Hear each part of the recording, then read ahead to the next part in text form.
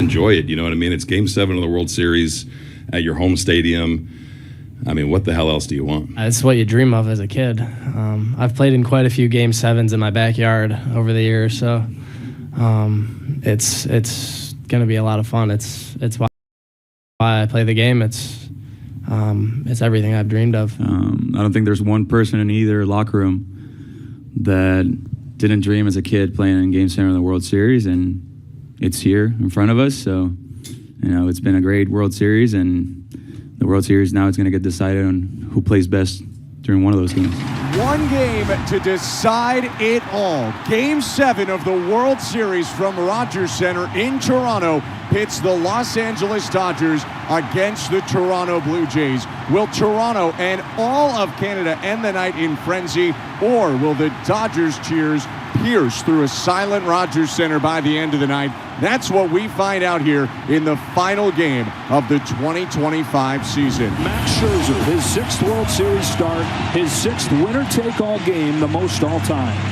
Well, the first inning, to state the obvious, is like the 9th inning to Max Scherzer. This is not 10 years ago where he's going to go 7, 8 innings. He's going to give whatever John Schneider deems him long enough, and that is, as long as he doesn't give him a reason to take him out early, he'll be in there as long as possible. Scherzer has got to keep the ball in the ballpark tonight. He's given up a home run in his last 5 starts. Including one to this guy is 2-1. Is golf to right center field. Varsho's on the move, won't get there. And a base hit for Ohtani to lead off. So the starting pitcher for the Dodgers starts the game with a single. Talking about the Dodgers needing to get out of the gates quick against Max Scherzer and get the bats rolling, because by and large they've been ice cold. Smith doesn't have many hits in this postseason, but he's made the most of the ones that he's gotten. The game-winning home run in Game 2 of the World Series. And the go-ahead double yesterday.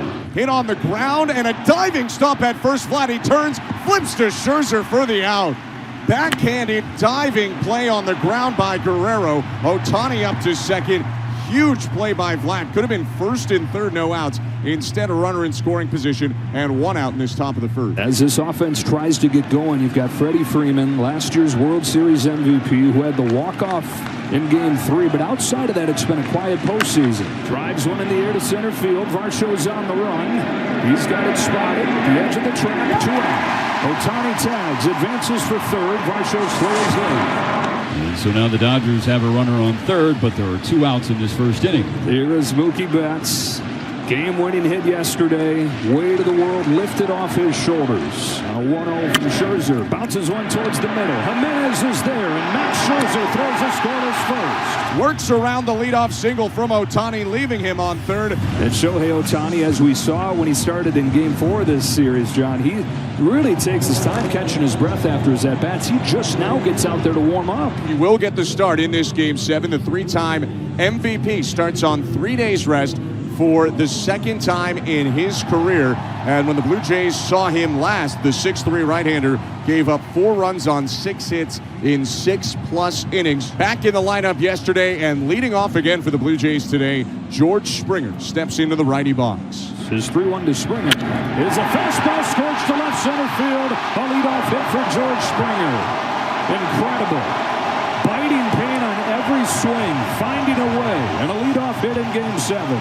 99, but caught a lot of the middle of the plate, and Springer starts the Blue Jays offensive day with a base hit. Kind of hidden here in the 2 spot is a 31-year-old who at the start of this season said, hey, if I don't get a real shot this year, I'm at peace calling it quits. He's gotten his chance, and here he is hitting second in Game 7 of the World Series. Nathan Lucas. Another 2-2. Swing and a miss, strike 3. There's a textbook splitter from Ohtani to get the first out. Here comes Vladimir Guerrero Jr., who hit a 2-run homer off Shohei Ohtani on the 28th in Game 4 of this series. Owns another home run off Ohtani as an Angel back in 2022. Ohtani's payoff pitch. There goes Springer, and the pitch is called strike 3. Late call. Springer thought it was a walk, and he will be thrown out going to second to end the inning. An awkward strike him out, throw him out, double play, bails out Ohtani, and on to the second we go. John Schneider's been out twice. Once to talk to home plate umpire Jordan Baker, once to crew chief Mark Wegner. We believe, we don't know for sure, we believe this may have something to do with the extra time that it appeared Ohtani was given to get ready between innings, certainly before the first inning. Because he's a two-way player, are they giving him extra time, and should they be giving him extra time? Blue Jays worked him for 18 pitches in the first, had a hit, but Ohtani faced the minimum. Now faces Bichette. Really impressive what he's done, even though he's still in a lot of pain, still diminished, and he's gotten a hit in 5 of his 6 games.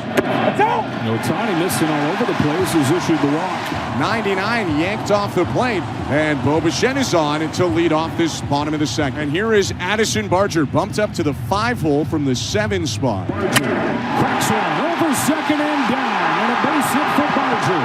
Bichette stops at second, and the Blue Jays are in business in the second. Each pitcher in the first inning gave up a leadoff base runner and survived it. Now here's the moments I was talking about. First and second, nobody out with a contact guy at the plate. Alejandro Kirk looking to strike first in Game 7. Kirk pops it up. Foul ground right side. Freddie Freeman is there for the first out. And last night, that strength of theirs let them down. They went just 1 for 9 with runners in scoring position. Still a big opportunity. Bichette on second, Barger on first, one out.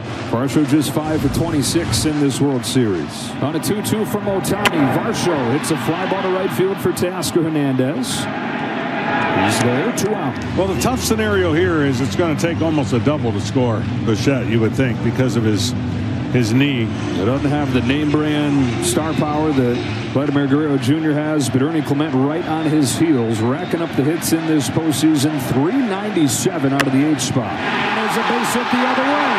Does Bichette have enough with that bad knee? They stop him at third, and the bases are loaded. It's just station to station right now. The base is clogged by Bichette's lack of ability to run. They got that big 2-out hit, but he can only do what he can do, and now they're going to need another 2-out big hit. And the guy at the plate has been pretty big with runners in scoring position. He's close to 500 with runners in scoring position, and the only guys on the Blue Jays that have driven in more runs than their 9-hitter Jimenez, Vlad Jr. and Alejandro Kirk. Heads up there with a chance to get the Jays on the board first. Ohtani to the plate with another 1-2, and he got him with a fastball. Ohtani gets out of the bases loaded jam, and a couple chances over the first 2 innings for the Jays. Blew 99 right by Jimenez to leave the bases loaded for Toronto in the second. So far, so good for Scherzer. He has retired 7 in a row after giving up the leadoff single to Shohei in the first inning. Here's the 1-2 to Rojas. He got him swinging with a changeup. Second strikeout for Scherzer. He's retired 8 straight. And here's Ohtani, the lone man to reach against him. Yeah, this is how you want to face him. And for Ohtani, unfortunately, he has come up to the plate with less men on than he would like. Courts this ball to left center field. Lucas is on the line. He reaches up and makes the catch. Nathan Lucas tracks it down on the warning track. And Max Scherzer's got a 1-2-3 third. Mad Max doing it again in the postseason. Doing it again in a winner-take-all. And again, remember Ohtani was the last out in the top half of the inning. The clock is down to 20 seconds, and he's nowhere to be seen. And again, John Schneider is saying, what is going on here? Is this a rule or not? It's a unique situation. One-of-a-kind guy. Shohei Ohtani is ahead of George Springer, 0-2.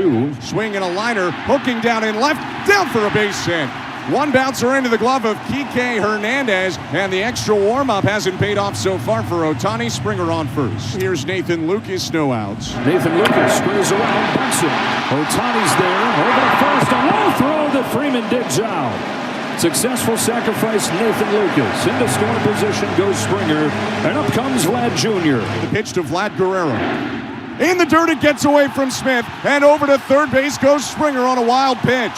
Ohtani yanked a splitter, and now a runner on third with only 1 out. And they're actually going to walk him. Dave Roberts just stuck out the 4 fingers from that Dodgers dugout. First and third with one away. Bichette comes up. Pick your poison right here. Dave Roberts will choose Bo Bichette, and it might seem like an easy decision, but Bo Bichette was the best hitter in baseball this year with runners in scoring position. He hit .380, and even though he missed the last month of the regular season, drove in 10 more runs than anybody else on the team. His pitch to Bichette. Swinging a fly ball. Center field. Edman back. Looking up. That ball's gone! A blast from Bo Bichette, and the Blue Jays start the scoring in Game 7. A 3-run homer. It's 3-0, bottom of the third. Bo Bichette was trying to lift something to the outfield, and boy, did he lift something to the outfield. What a swing from Bo Bichette. Tommy Edman, the center fielder, just turned and watched that thing fly out of here. Bo Bichette took about 3 or 4 slow steps to first base. What a moment for him. This place is absolutely rocking.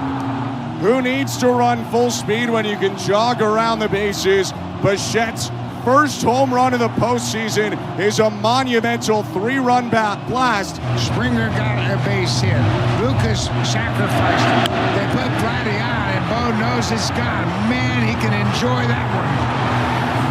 442 feet, and not a shred of doubt that this one was long gone, even though it was to the deepest part of the ballpark. And now Ohtani is out of this ball game, walking back to the Dodger dugout. Max Scherzer, who's only thrown 28 pitches through 3 innings, is back out there to face 2, 3, 4 in the Dodger order. Will Smith, the catcher, leads off the top of the 4th.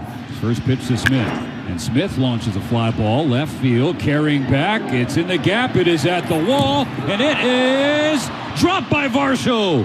Made a leaping attempt at the wall, but it's in play, and a leadoff double for Smith, who's now firing up his dugout, clapping his hands and barking toward the Dodgers. And just missed a home run. That wall on both sides and both gaps in the outfield mow is really high up there. Center cut four-seamer at 95, and Smith hit it deep, but just not deep enough. Runner on second, no outs. Freddie Freeman up. Now Freeman hits it hard, right field base hit. Smith was holding up because it was right at Bichette. So Smith will hold at third, back-to-back, well-struck hits for the Dodgers to open up this 4th inning, and that has the Blue Jays on the horn to the bullpen. Tying run at the plate in the form of Mookie Betts. Flies one to shallow center field. Barger and Varsho coming out. Varsho and Barger with a catch. And Smith is still at third. Betts unable to get the job done. One away. It's a big out for Scherzer. Yeah, and so it's Max Muncy to the plate. 3-2 pitch. Foul for the glove. Kirk couldn't quite squeeze it. Muncy stays alive just barely. Another 3-2. Scherzer takes inside, ball 4. Load him up for Teoscar. Hernandez is 0 for 1 in this game. He is hitless in the games here in Toronto and has looked completely lost. But Dodger fans know you never know when he's going to snap out of it, give you a big swing. He homered against Scherzer in Game 3. Lines the ball to center field. Varsho lays out, and he made the catch. Smith is in to score. It's 3-1, but Dalton Varsho's Gold Glove in center field shows up again. What a play from Dalton Varsho out there in center field. If that ball gets by him, you can bet that everybody standing on base right now is scoring. That's a risky play. Blue Jays trying to win their first championship since 92-93. Those teams had a Gold Glover in center field as well, and Devon White. What you want. Defense got to be good up the middle. The Blue Jays are excellent. First and second, 2 down for Tommy Edman. Hit on a line, diving grab. Vladimir Guerrero Jr. diving into foul territory to get Edman and end the inning.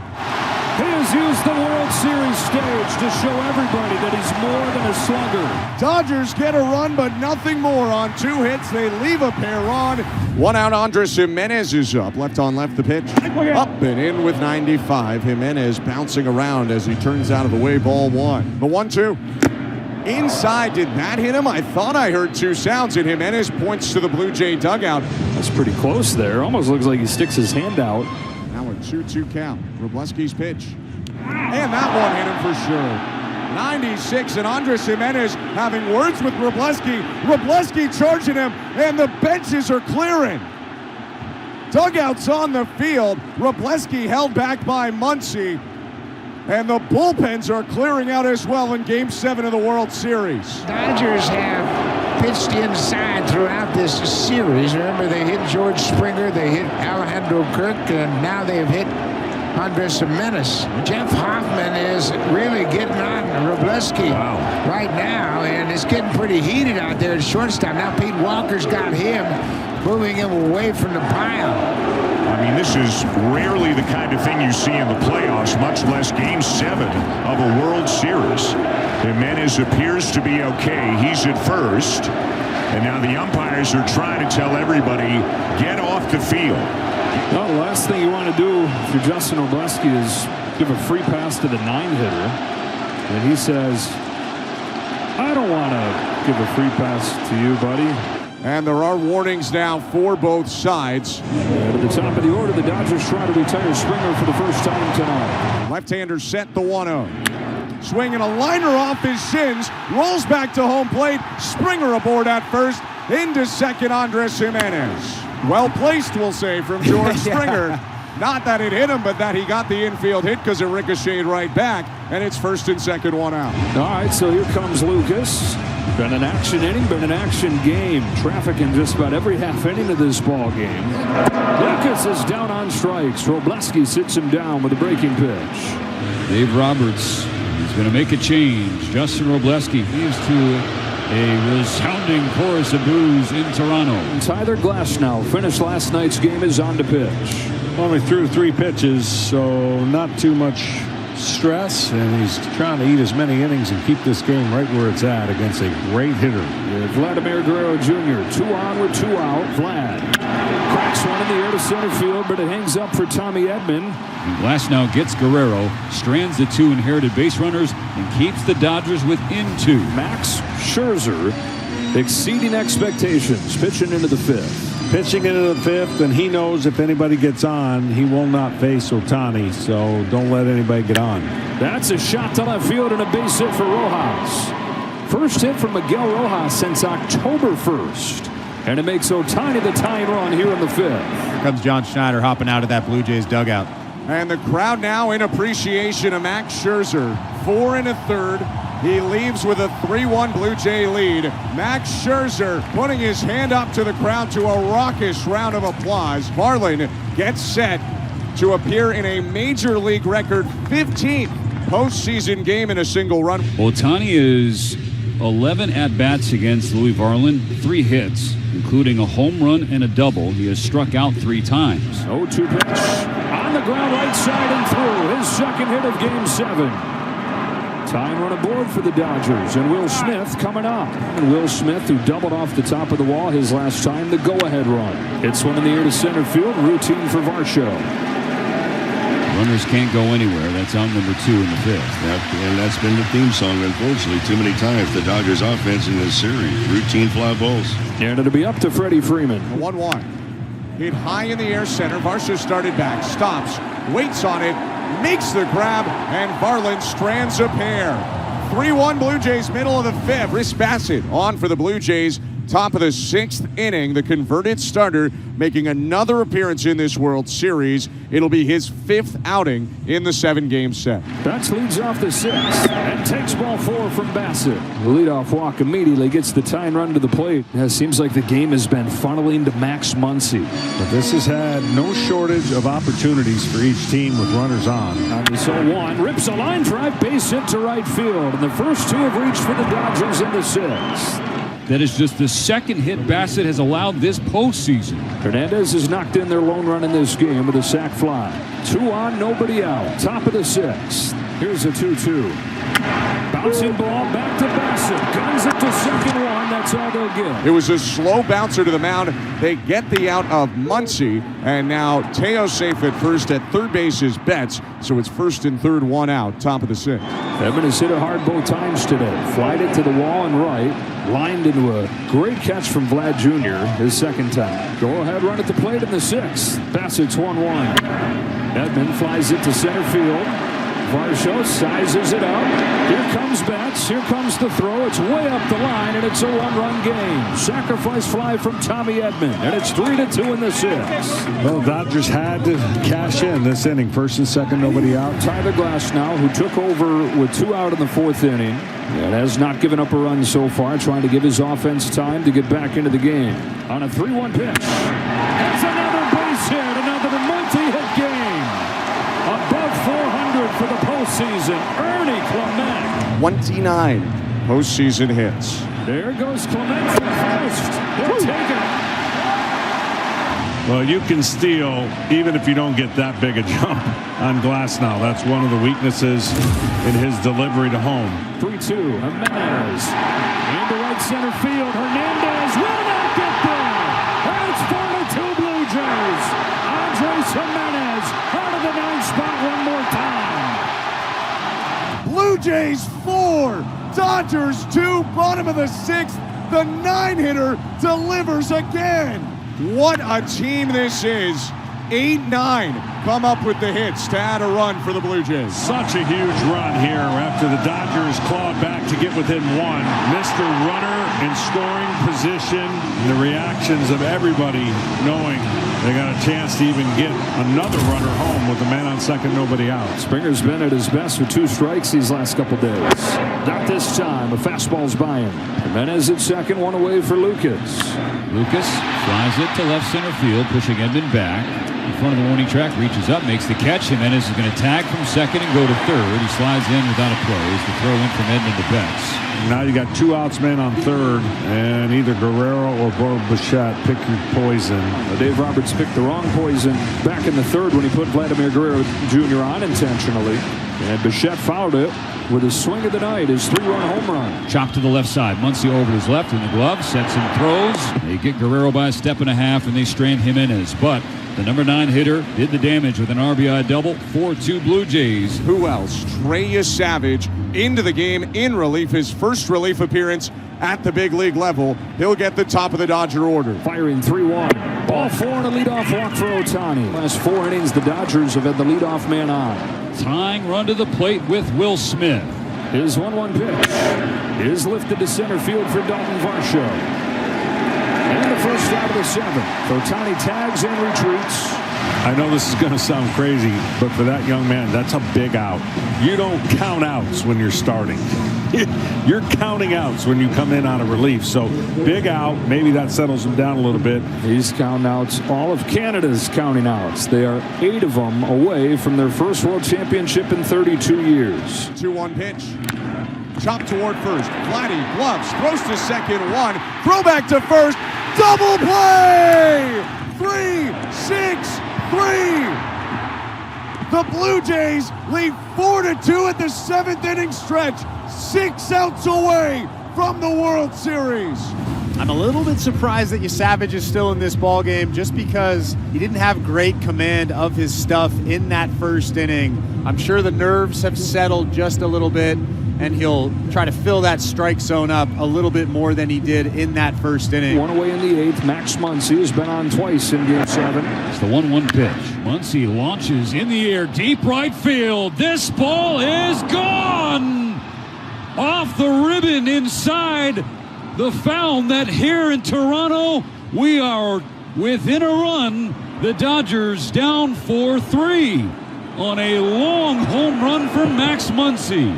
Trey Savage doesn't give up many home runs, but he gets into trouble when he pushes the split finger. He pushed it there. He tried to feel for it, and it just floated through the strike zone. Max Muncy obviously has a ton of pop, and he hit that thing about 400 feet out to right field. That guarantees Ohtani to hit again. And it ties up the home run race in this ball game, but it's another night where the Blue Jays have hit the big home run and the Dodgers have gotten the Soto shot. 8 of the 9 in this Fall Classic have been Soto home runs. Back to a 1-run game in the 8th inning of Game 7. The combination that helped the Blue Jays score their 4th run are the first 2 guys up here in the 8th, Clement and Jimenez. Ernie is 2 for 3, a hit away from breaking the record for most hits in a single postseason run, has already tied it. Clement lofts the ball left center field. That's headed over Hernandez's head and up against the wall. Ernie Clement just will not a huge hit to begin the bottom of the 8th. His 30th hit of the postseason, breaking a record. This guy is incredible, and his leadoff double sets up the Blue Jays to add. That's it for Emmett Sheehan. Dave Roberts going to bring in another one of the starters here. Snell comes in, tries to keep it right here. Clement on second, no outs. 4-3 Blue Jays, bottom of the 8th, Game 7 of the World Series. Brings it back, slashes one to Muncy. Wow, he had to see his light flash before his eyes there. Oh, it's your worst nightmare when you're pulled in. I don't know how he caught it. One away in the 8th. Back to the top in the Springer. 3 for 4 in Game 7. 0-2 pitch from Blake Snell. Springer strikes out swinging. Slider on the inside corner. 2 gone in the 8th. And a pinch hitter heads up there. The guy that started Snell's last start with a home run on the first pitch. It's David Schneider. Snell comes set. Strikes him out. Got him swinging over the top of a curveball. And Clement's leadoff double stranded by Blake Snell. The Dodgers have 3 outs to get at least 1 run. Kike Hernandez, Miguel Rojas, Shohei Ohtani coming up against Jeff Hoffman. On a 1-2 pitch, Hernandez chases strike 3, 1 gone in the 9th. What a big pitch from Jeff Hoffman. He just went right at Kike Hernandez with good off-speed stuff.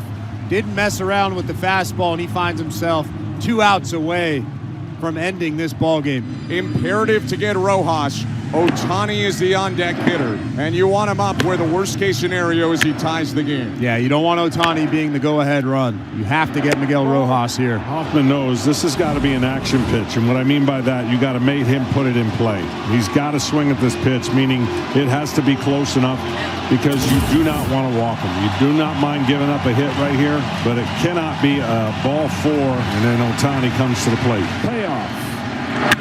Drilled to left field and deep. And gone! No way! Miguel Rojas! It's gone! And Game 7 is tied! Miguel Rojas off the bench in Game 6, on the board in Game 7. This crowd, well, we talked about it in another series. This has turned into a library here. Miguel Rojas. He took the 2-2 pitch, the slider upstairs, and he took the next pitch out of the ballpark. And this Dodgers first base dugout has exploded. Dave Roberts played his gut. The guy hadn't had a hit in a month. And in the 9th inning of Game 7, he's hit a tying home run. The most unlikely source has changed Game 7. It's tied at 4. Rojas has given the Dodgers life. Blue Jays have the right guys coming up, though. Vlad Guerrero, Bo Bichette, Addison Barger against Blake Snell. Rojas tied it on the top of the 9th homer, but the Blue Jays now have to turn the page, and if they can knock one in, they will be champions. Hot drive to center field. Back goes Tommy Edman. Onto the track, he's got room. He just missed. 1 gone in the 9th. And Guerrero is retired. Here comes Bichette, who hit a 3-run homer back in the 3rd. Lefties 2-1. Bichette rips it on a line to left, down in front of Kike Hernandez. Bo Bichette on base, and we'll see if the Blue Jays want to run for him. Isaiah Kiner-Falefa out of the Blue Jay dugout. That is the game-winning run on first. IKF takes over for Bo. Yeah, they really have no choice. They don't care about how long this game could potentially go. They've got to put the fastest runner they can. Bo Bichette just wouldn't have a chance to score. It's Barger who's made an MVP case in this World Series. 3-2 pitch. Outside. Ball 4 by a millimeter. Addison Barger gets the walk. Up to second goes IKF. The World Series winning run. He's in scoring position. Dave Roberts making his way out of the Dodger dugout. Yoshinobu Yamamoto. 24 hours after starting and winning Game 6. Ready to do some heroic stuff. Coming on to face Kirk.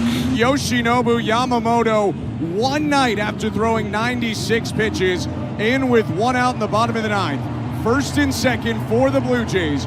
4-4 score. Alejandro Kirk looking for a base hit.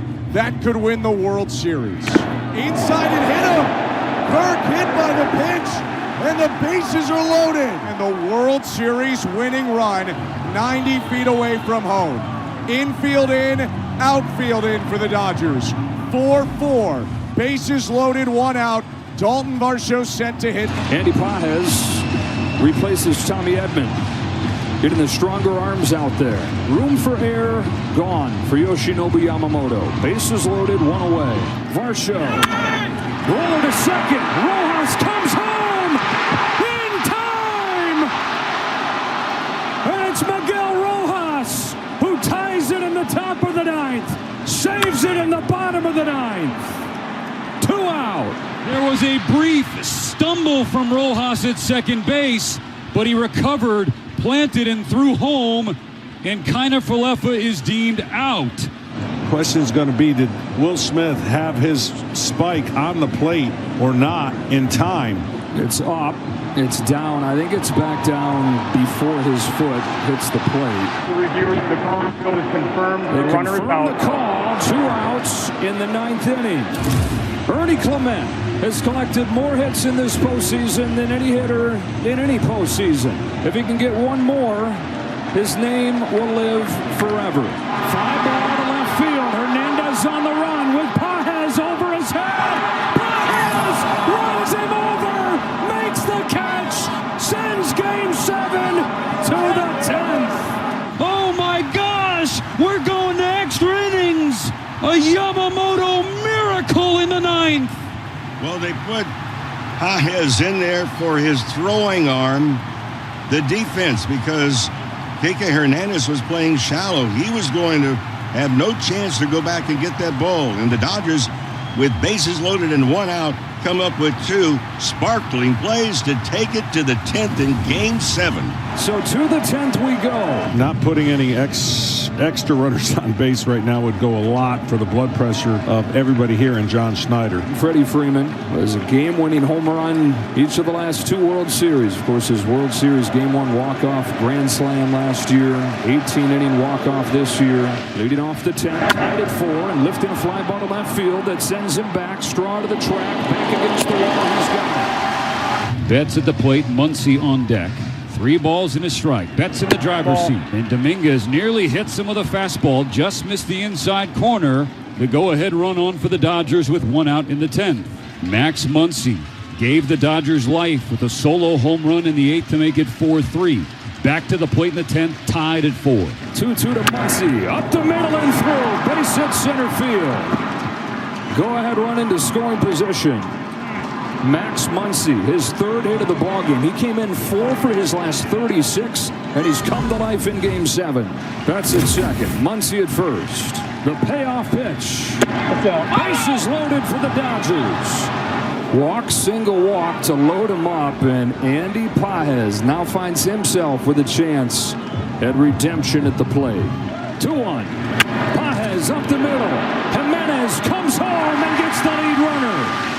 The infield drawn in works for both teams late. Betts cut down at home. 2 outs. Everyone moves up a base. Still 4-4. What a pitch. Sinker in on the hands at 97. How about Andres Jimenez? Cool as a cucumber, throwing a strike to Alejandro Kirk for the 2nd out of the inning. Still 1. Monumental out to get, but the infield backs up. Bases loaded. 2 down. 4-4. Top of the 10th. Chopper, right side, not an easy play. Vlad feeds Dominguez, beat him to the bag. Toronto's out of the bases loaded jam. The crew chief Mark Wegner tell us the Dodgers are challenging. This should be a quick review. Not easy though over there. Dominguez looking down trying to find the base. That was a tough play, and he did about as good a job as you can do under the circumstances. And he was calm and got his foot down in time. Man, oh man, both teams right there. Golden chances. Neither able to come through with the bases loaded. What are the chances? Both teams bases loaded, one out, and neither scores. And what Yamamoto's doing is on sure adrenaline. It's unbelievable to think that he could be in this game, in this situation, after pitching 96 or so pitches. Bouncing ball right side. Rojas charges, shovels it on to first, one away. Yamamoto 96 pitches in Game 6 after the complete game in Game 2. In 1926, Grover Cleveland Alexander, complete game, and then the next day 2 1/3 to finish off the Yankees. He was 39 years old when he did it. Swings and misses, strike 3, 2 gone. And as the clock strikes midnight here in Toronto, we play on to November 2nd.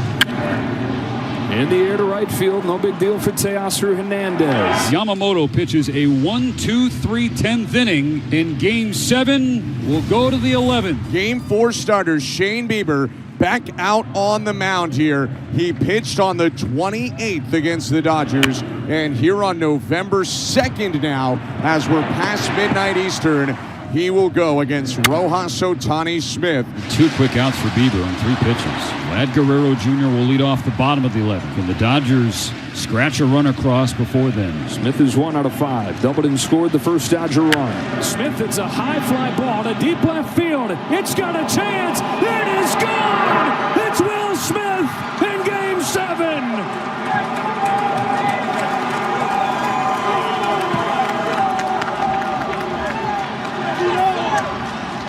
And in the 11th inning of Game 7, the Dodgers lead for the first time. Smith lets it fly and breaks the tie in Game 7 as number 16 stays clutch.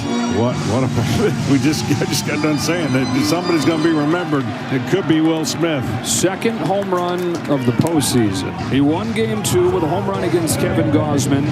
And if the Dodgers can get 3 more outs, they'll have won Game 7. Yoshinobu Yamamoto tries to go the final 2+ innings and make Will Smith's home runs stand up. Guerrero hitless on the night.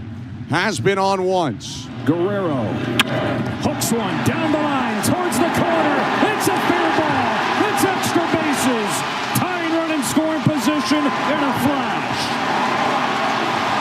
Tying run in scoring position with nobody out, and the World Series winning run comes up to home plate. Do they play for the tie here? Corners think so. They're pinched in. This is Kiner Falefa, who's in for his defense. Yamamoto's pitch, square IKF, bunt toward third. It's a good one. Yamamoto fields, throw to first in time. What a play, but a great sack bunt. Vladdy into third, tying run 90 feet away with 1 out. Addison Barger to the plate. It's not the end of the world if they pitch around Barger and you get him on first base because you got a double play candidate, but a guy who can handle the bat. 3-0. Low ball 4. 4-pitch walk. Barger down to first, and Alejandro Kirk coming up to the plate. And they will play back for the double play ball just based on his speed. 2 hits in the game for Kirk. Tying run on third in Vladdy. Winning run on first in Barger. Here's the 0-2 pitch. Kirk bounces one up the middle. Bats to the bag. Over to first to beat the champ. You gotta knock him out. The Dodgers stand tall and win back-to-back titles.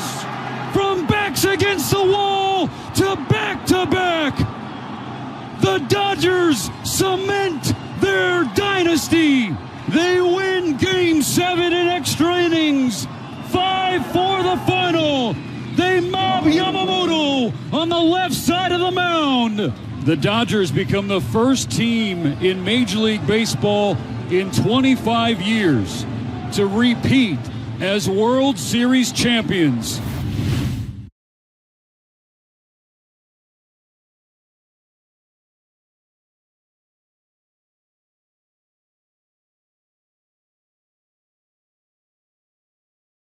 Radio Network.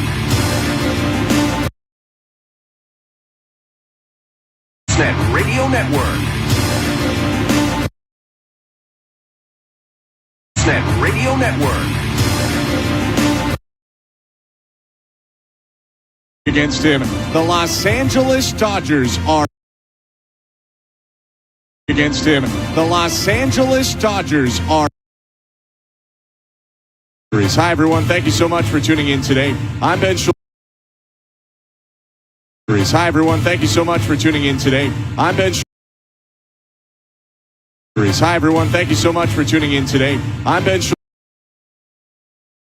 The Blue Jays return to Rogers Center today to start a homestand with a very worthy opponent coming up against him. The Los Angeles Dodgers are back in town to match up with the Blue Jays just months.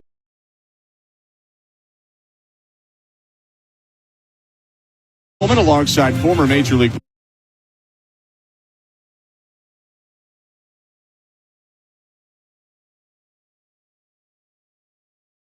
to you by your local family-owned Crown Rust Control Centers in Spring Hill and Antigonish, Nova Scotia. Protect your vehicle with Canada's #1 rust protection. Find your local Crown Rust Control family at crown.com. Just as it was in Game 7 against the Dodgers, Max Scherzer will get the ball for the Blue Jays today. He'll go up against Justin Wroblewski in a spot start after Shohei Ohtani was pushed back a couple of days. We'll have lineup standings, first pitch on the other side. You're listening to Blue Jays Baseball, brought to you by your local family-owned Crown Rust Control Center, streaming at sportsnet.ca on the Sportsnet app and the Sportsnet Radio Network.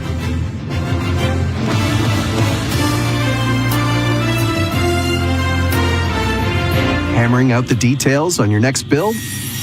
At Home Hardware, we've got Milwaukee's entire M12 and M18 lineup.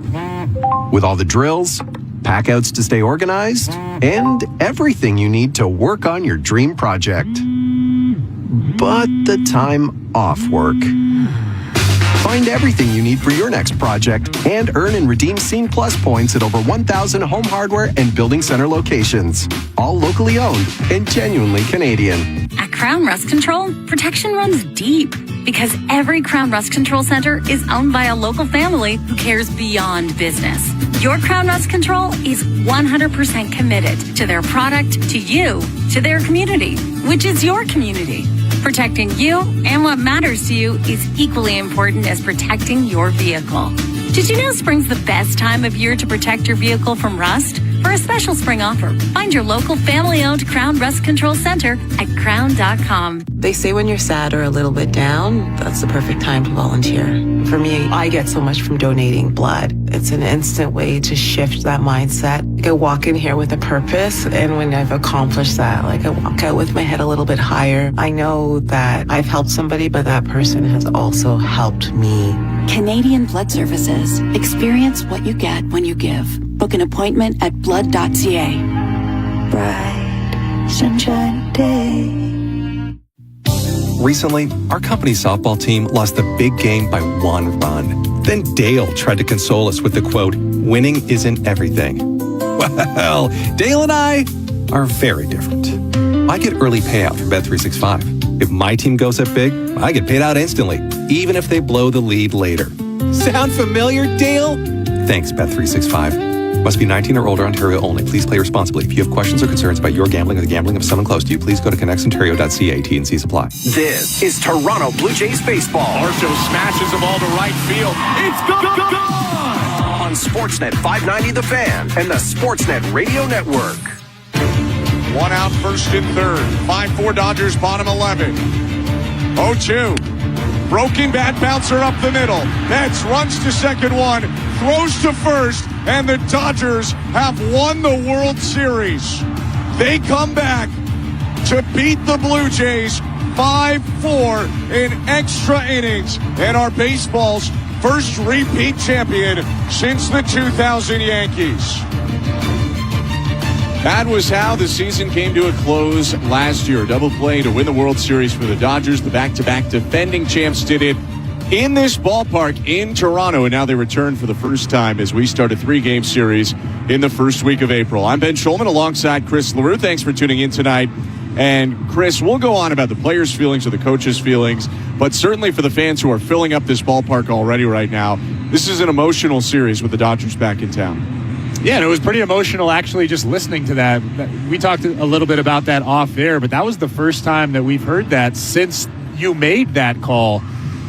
And it's bringing up the emotions. It's reminding us, and myself personally, obviously, that was one of the greatest World Series in history. And I think that the fans obviously coming to this ballpark today, this game means something to them. This game means more than game 10 of the regular season. Now, does it mean more to these players on the field?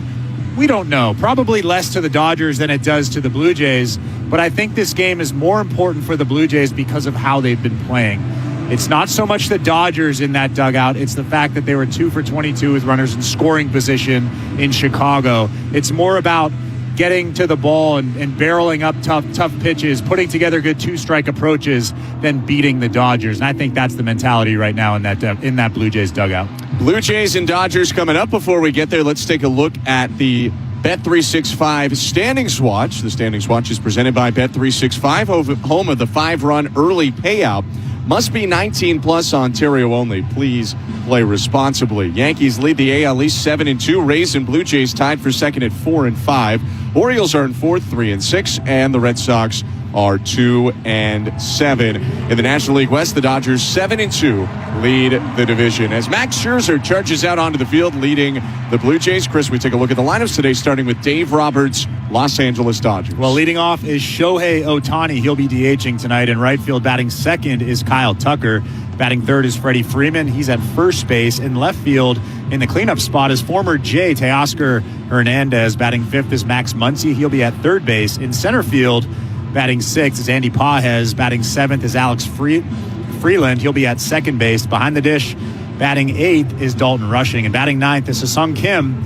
He's at shortstop. On the mound is lefty Justin Wrobleski. For the Toronto Blue Jays, leading off is George Springer. He'll be DHing. In left field, batting second is Davis Schneider. Batting third is Vladimir Guerrero Jr. He'll be at first base. Batting fourth is Kazuma Okamoto. He'll be at third base. At second base, hitting fifth is Ernie Clement. Hitting sixth is Dalton Varsho. He'll be in center field. In right field, batting seventh is Miles Straw. Hitting eighth behind the dish is Tyler Heineman. And batting ninth at shortstop is Andres Jimenez. On the mound is righty Max Scherzer. The 41-year-old future Hall of Famer, 6'3", 208 pounds from St. Louis.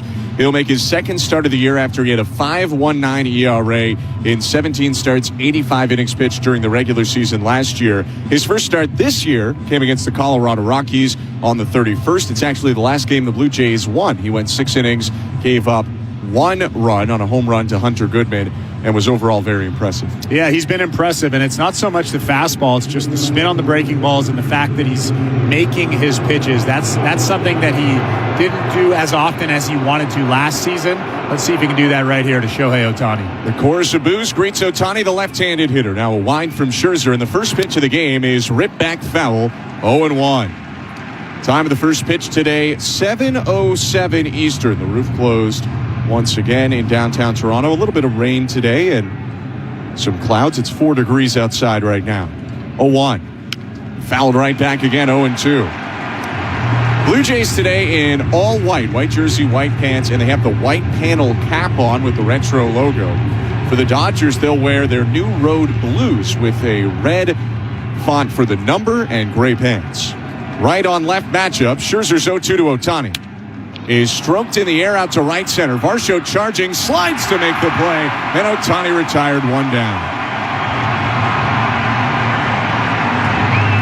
Changeup hit off the end of the bat for Ohtani, and he's a pull side hitter. He tried to pull a ball that was outside, so he didn't hit it with a lot of force, and Varsho got there. Yeah, that changeup was actually off the plate. Ohtani covers so much of that strike zone, and how about Dalton Varsho showing off that athleticism? Maybe even louder boos for new Dodger Kyle Tucker. The left-handed hitter stands in. 1 out, base is empty, and the pitch from Scherzer.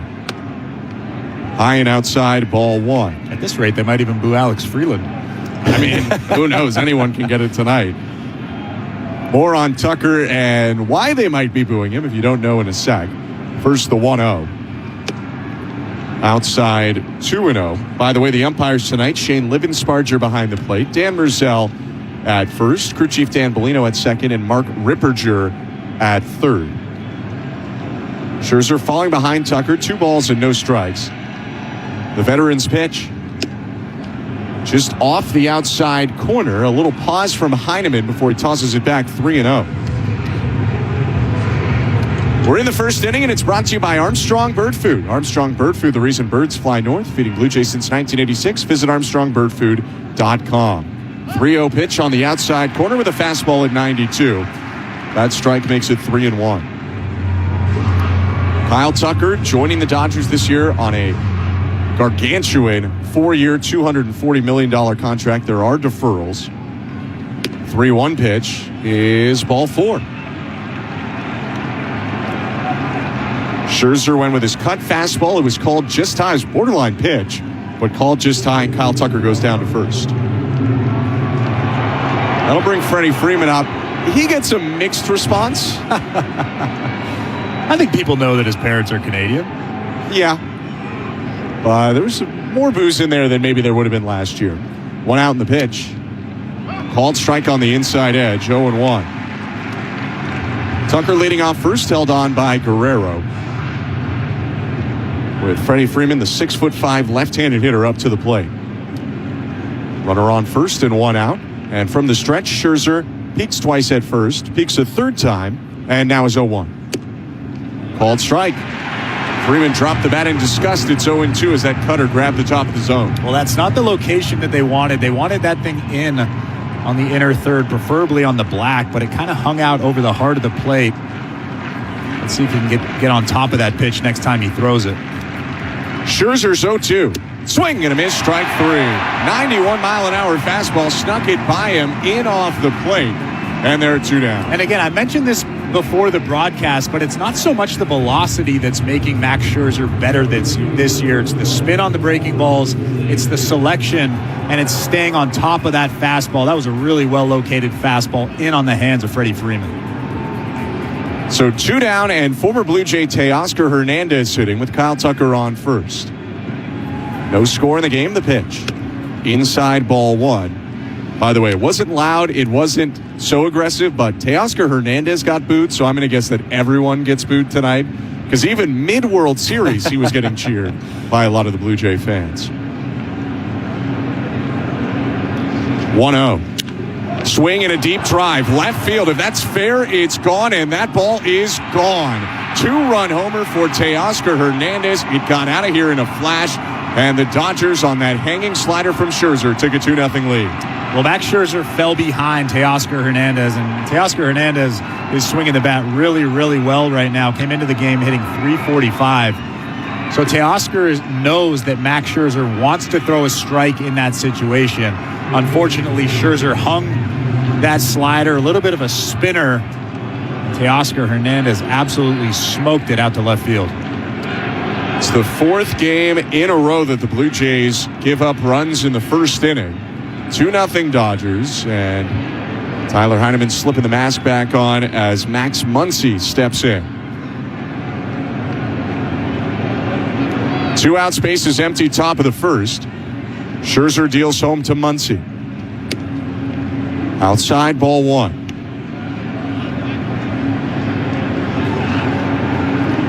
When Scherzer struggled at times last year, keeping the ball in the yard was the problem. 1-0. Swing and a miss. 1 ball, 1 strike. 19 home runs in 85 innings last year for Scherzer. Yeah, last year...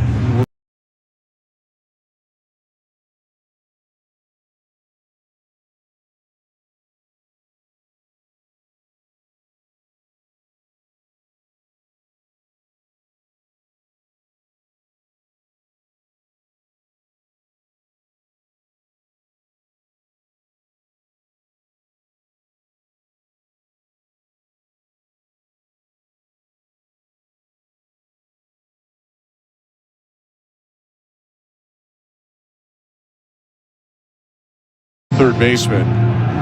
He's 6 for 24, 250 average, a home run and 4 walks. 2-2 pitch. Fouled right back into the screen. Still 2 balls and 2 strikes.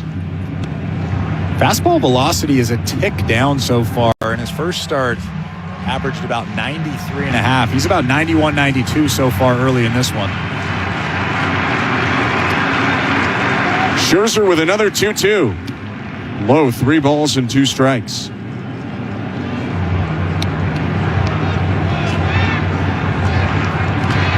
Last start, 93.5, maxed out at 90.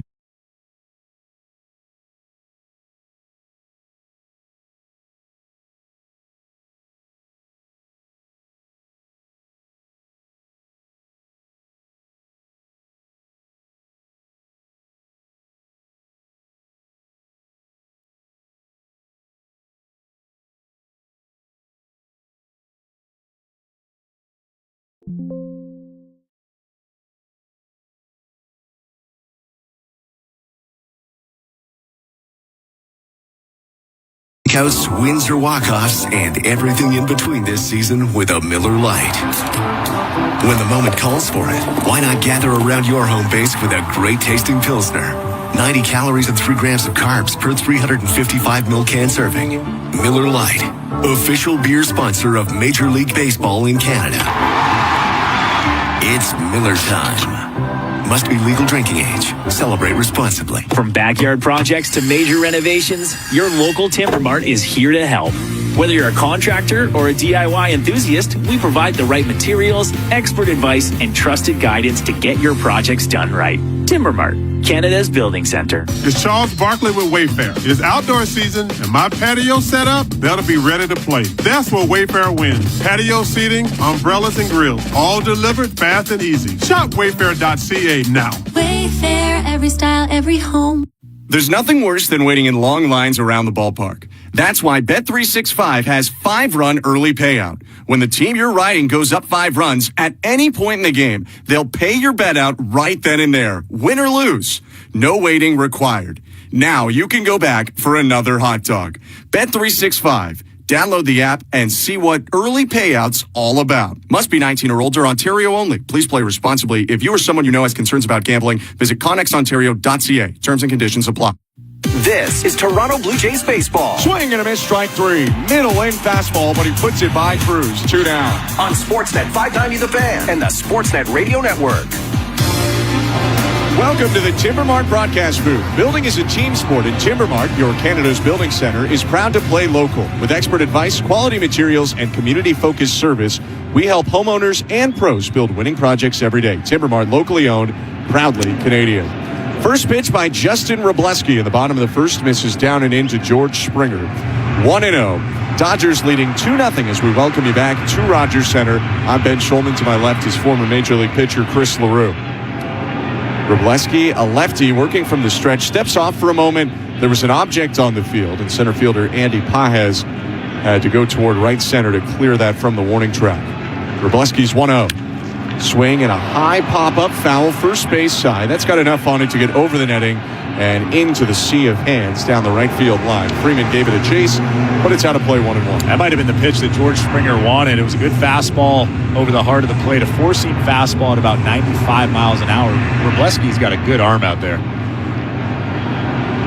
Gets a spot start today is 1-1. Swing and a miss. Springer reluctantly goes around on that slider down and in, 1-2. It's the four-seamer in the mid to high 90s and the slider that makes up a lot of Wrobleski's mix. But he'll work in his sinker, his cutter, a little bit of a curve and change. 1-2. Fouled back. Springer fights off a fastball. Still 1 ball and 2 strikes. There's a lot of ride on that fastball. Four-seam fastball almost seems like it's picking up as it gets to the dirt. You could tell that George Springer was really fighting it off there, muscling it back to stay alive. 1-2 again. Down and in. Springer lays off the slider.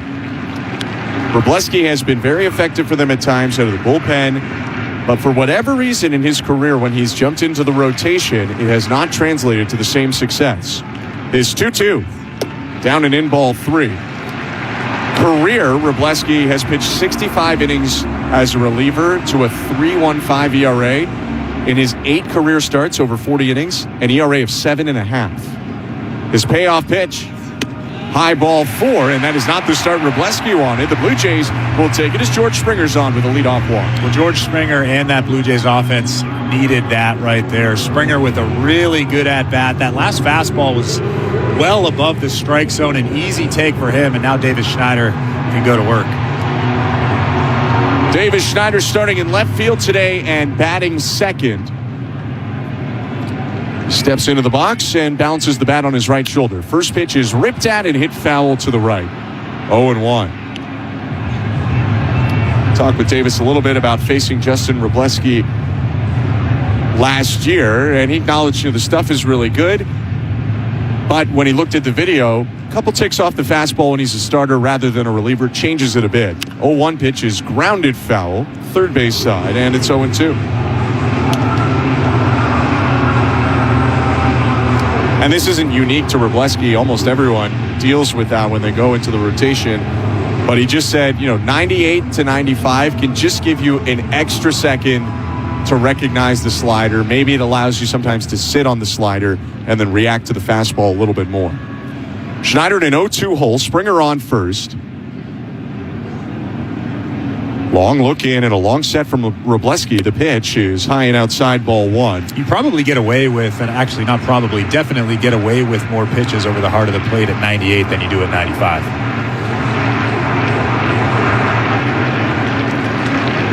Wrobleski dangling his left arm, sets at his belt, staring at George Springer on first. The 1-2. High again, 2 balls, 2 strikes. Climbed the ladder at 94 miles an hour. But it was kind of letter high, maybe even above that, to the 5'8" right-handed hitting Davis Schneider. Vladimir Guerrero Jr. waiting on deck. 2-0 Dodgers, no outs, bottom of the first. The 2-2. Swing and a high fly ball, left field, moving back to Teoscar Hernandez, makes the catch about 5 feet from the warning track, and there's 1 out. That slider just got in on the hands of Davis Schneider. Really nice pitch, perfectly placed, almost on the black. Big first out for him. So Wrobleski gets the baseball back, and now he'll face Vladimir Guerrero Jr., who greets the home plate umpire and catcher Dalton Rushing as Wrobleski looks in. Springer on first, 1 out, and the pitch down and in, ball 1.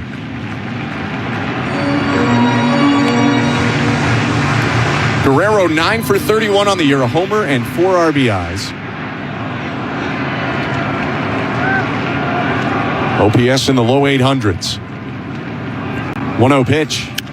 Swing and a fly ball. Right field and deep. Going back, Tucker at the fence. He leaps, and he made the catch up against the wall. Springer dashes back to first just ahead of the throw. And for the Blue Jays, that's a tough luck out on a nice play by Kyle Tucker. Guerrero misses an opposite field homer by maybe 7 feet. Well, it was actually a tough pitch from Wrobleski. It was a curveball down and away below the strike zone.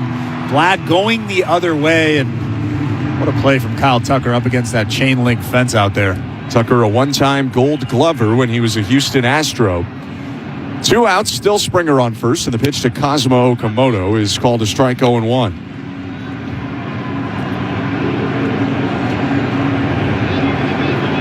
Okamoto 8 for 34, 235 average, 2 homers. 0-1 pitch. Swing and a rocket through the left side, a base hit into left field. Springer up to second. Okamoto was all over that fastball at the upper and outer regions of the zone.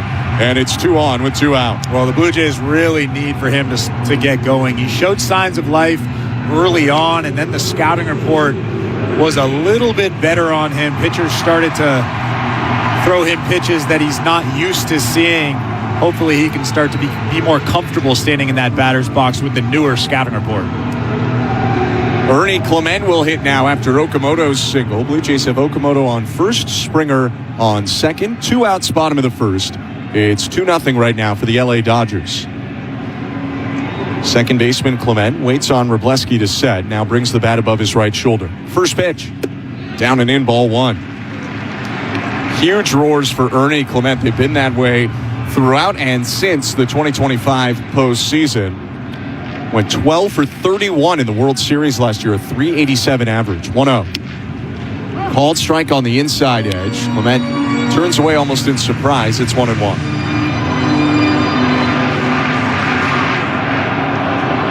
They slightly shift Clement toward third. Here's Wrobleski with a 1-1. Swing and a flare, right center field. This could be trouble. That ball is down, a base hit.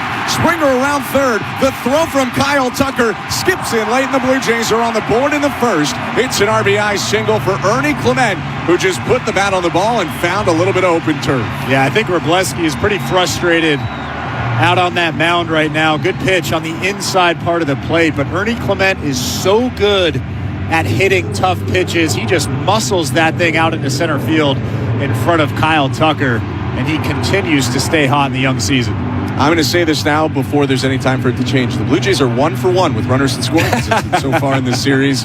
Batting 1,000, down 2-1 in the bottom of the first. Dalton Varsho hits now in a left-on-left matchup. Okamoto on second, Clement on first. Bottom of the first inning. Wroblewski set, the long-haired lefty, kicks and deals. Foul tip on a big hack by Varsho. 0-1.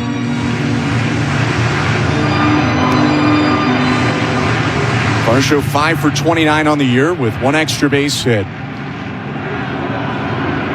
0-1. High, 1 ball, 1 strike. 1 for 1 with runners in scoring position. That's pretty incredible. They were 2 for 22 in Chicago. It's a new series.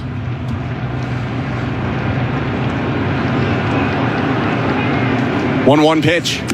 High, 2 balls and 1 strike.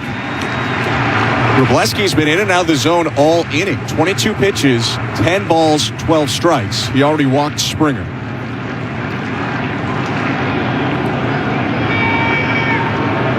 Two-one count, the pitch. High, ball 3. Each pitch after getting ahead 0-1 has been higher and higher and higher as Wroblewski tries to figure out his release. Yeah, it seems like he doesn't have a very good feel for that release point, at least yet. He's a guy that doesn't really struggle with command. 3-1 count, he kicks and deals. And it's outside, ball 4. A walk to Varsho to load the bases with 2 down. Really comfortable take. That's a great at-bat. A couple of pitches just above the strike zone that he took. Probably a pitch that he would offer at least early on in this season. Wroblewski getting himself in some trouble here in the bottom of the first inning. And so the former All-Star pitcher of the Cubs and current pitching coach of the Dodgers, Mark Pryor, is out there right now to talk to the lefty for the Dodgers. In case you didn't see it, if you go by the every 5 day starting schedule, this was actually supposed to be Shohei Ohtani's start tonight. But days ago, the Dodgers decided to give Ohtani a little extra rest, bump him to the finale of this series. That's why Wroblewski is getting the start today.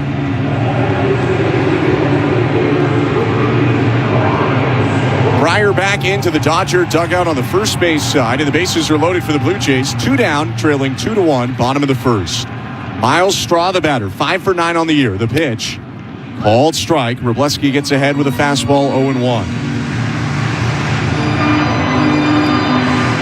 Varsho on first, Clement on second, wiping sweat off his forehead, and Okamoto leading off in foul territory off of third. 0-1 pitch. Check swing, pitch down and in, appeal to first. No swing, says Dan Merzel. That'll even the count at 1-1.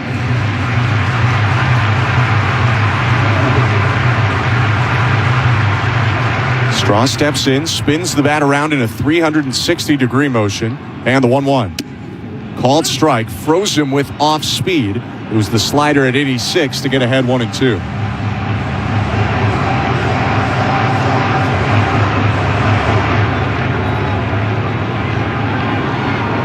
Bases loaded, 2 down. 2-1 Dodgers, and the 1-2 pitch. Outside, 2 balls, 2 strikes. Trying to backdoor that slider again. A good take from Miles Straw. With 2 strikes and the bases loaded, you have to cut down on your swing. Miles Straw is so good at that, and he has been really good at that early on this season. 2-2 pitch. Swing and a bouncing ball up the middle. Ha-Sung Kim on it, races to the bag at second to beat Varsho, and stomps on it to end the inning. The Blue Jays get 1 run on 2 hits. They do leave the bases loaded, and they trail 2-1 as we go on to the second inning. You're listening to Blue Jays Baseball, brought to you by your local family-owned Crown Rust Control Center, streaming on the Sportsnet app and the Sportsnet Radio Network. At Loblaws, get PC Extra Large Seedless Grapes for $1.99 a pound. Offer ends April 8th. Get delivery with your first year of PC Express Pass, just $2.50 a month. Conditions apply. See flyer for details. Loblaws. Hey y'all, it's Kelly Clarkson with Wayfair, where delivery and setup are as easy as a few taps on your phone. With Wayfair's room of choice delivery and fast expert setup on qualifying orders, life gets a little easier. Visit wayfair.ca or the Wayfair app. Wayfair, every style, style, every home. As Canada stares down economic uncertainty, we're ready with a plan to protect Ontario. We're fighting to defend every job, building new nuclear facilities, speeding up approvals, diversifying our trade, bringing opportunity and good jobs home. Because this province doesn't just sit back, we build. That's how we protect Ontario. Learn more at ontario.ca/protectontario. Paid for by the Government of Ontario. It pays to rethink your air with your local Lennox dealer, Solid Care Home Improvements. Solid Care's special offers will afford you quality air in your home and allow your budget to breathe too. It's a win-win. For a limited time, they're offering up to $1,800 in rebates or no payments for 6 months on a new Lennox system. Contact them today to learn more about these special limited time offers. Call 416-890-0885 or visit solidcarehomeimprovements.ca to learn more. Stay cool, stay warm, stay solid with Solid Care. This is Toronto Blue Jays baseball. Foul tip, strike 3. Jeff Hoffman punches out a trio and a big flex from the righty. On Sportsnet 590 The Fan and the Sportsnet Radio Network. The second inning is brought to you by Bet365. At Bet365, you can watch thousands of live games, build your own bet, and can even make a bet while the game's still being played. 18 plus, play responsibly. Ontario only. 2-1 Dodgers. Max Scherzer in the wine, deals to Andy Pages and misses down and away. 1 ball and no strikes. 25-year-old Cuban center fielder off to as good of a start this year as anyone in baseball. 1-0 pitch. Just off the outside edge, 2-0. Pages, the reigning National League Player of the Week, it was announced today, enters this game as Major League Baseball's hits and batting average leader. 2-0. Called strike. He's 16 for 34 for a .471 average.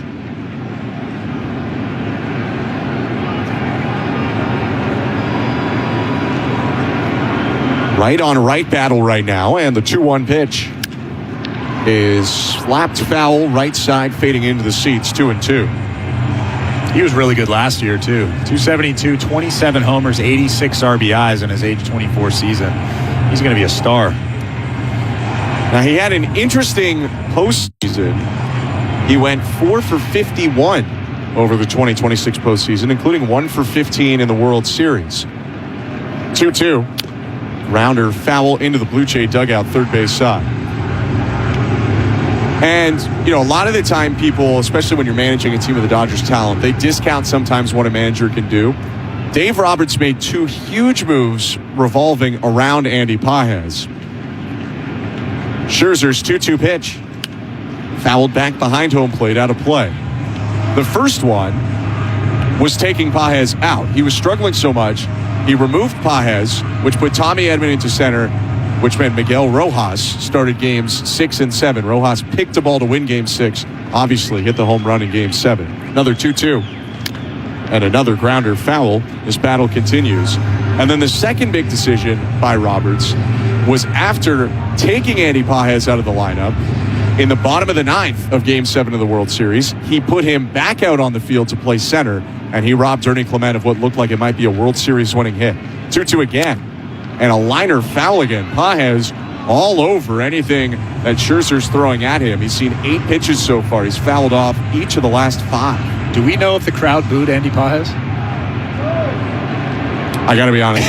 I was in the notes for a second there. Well, he seems like the guy that they should have booed. Maybe. 2-2. Liner foul to the right. That pitch well outside. A fastball at 93. Just stuck the bat out to get a piece of it. I mean, I think if you polled most fans, it would probably be Miguel Rojas. Maybe it's just Shohei because he's Shohei. Who knows? But Pages right up there. 2-2 pitch. Pages lifts this one high in the air, shallow right. Clement and Guerrero sprinting back. Ernie calls off Vladdy and makes the catch in fair territory, shallow right field turf. Finally, Pages set down after 10 pitches, and there's one out. I think Max Scherzer got away with one there. It was a spinning slider over the heart of the plate. Pages kind of just pulled that front shoulder off and hit a mile-high pop-up to Ernie Clement, but still an important out for him standing out on that mound. Now he'll face Alex Freeland, the 24-year-old in his second season, switch hitter batting left. Here's the first pitch. And it's lifted high in the air. Right center field, not super deep. Miles Straw moves over into the gap to make the catch. And after a 10-pitch out, why not a first pitch out? There are 2 down.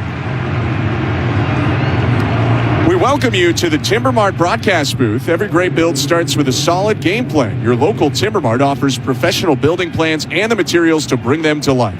From sheds, garages, tiny and dream houses, draw up your next win at Timber Mart, Canada's building center. Ben Schulman and Chris LaRue, Dalton rushing at the plate for the Dodgers. Scherzer deals home in the dirt, ball 1. 2-1 lead right now for the Los Angeles Dodgers. Teoscar Hernandez homer in the top of the first, and then an Ernie Clement RBI single in the bottom half. Scherzer about to throw his 30th pitch of the start. High, 2-0.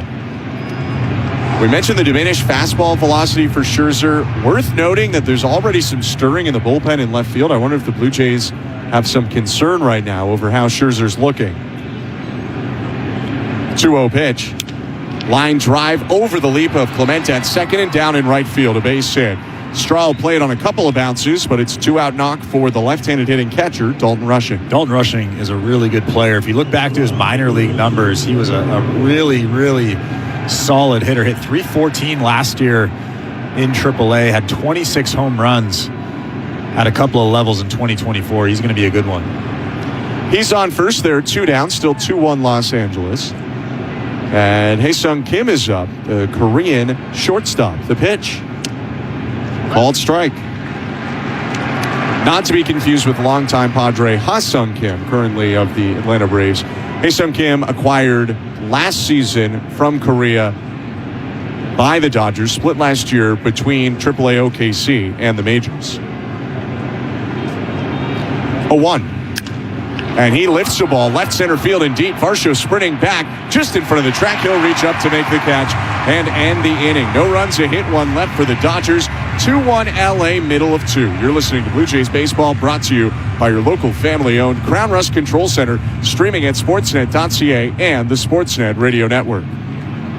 Junior J's Sundays, where kids can live their big league dreams. Where will you be on Junior J's Sundays? It's family fun throughout the ballpark with games and activities for kids of all ages. I know I can.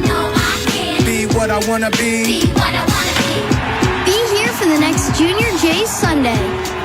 Presented by the Ontario Honda Dealers Association. If I work hard at it, I'll be where I want to be. There's nothing better than the Stanley Cup playoffs. Because whether you won the President's Trophy or snuck in on the final day of the season, all that matters is who gets 16 wins first. You just have to watch. The Stanley Cup playoffs begin April 18th on Sportsnet. Here for the Cup. The Blue Jays are back, Canada. She's gone. Stream over 150 live games and save over 30% with Sportsnet Plus annual plans. Boy, oh boy, this is premium stuff. Subscribe today at sportsnetplus.ca.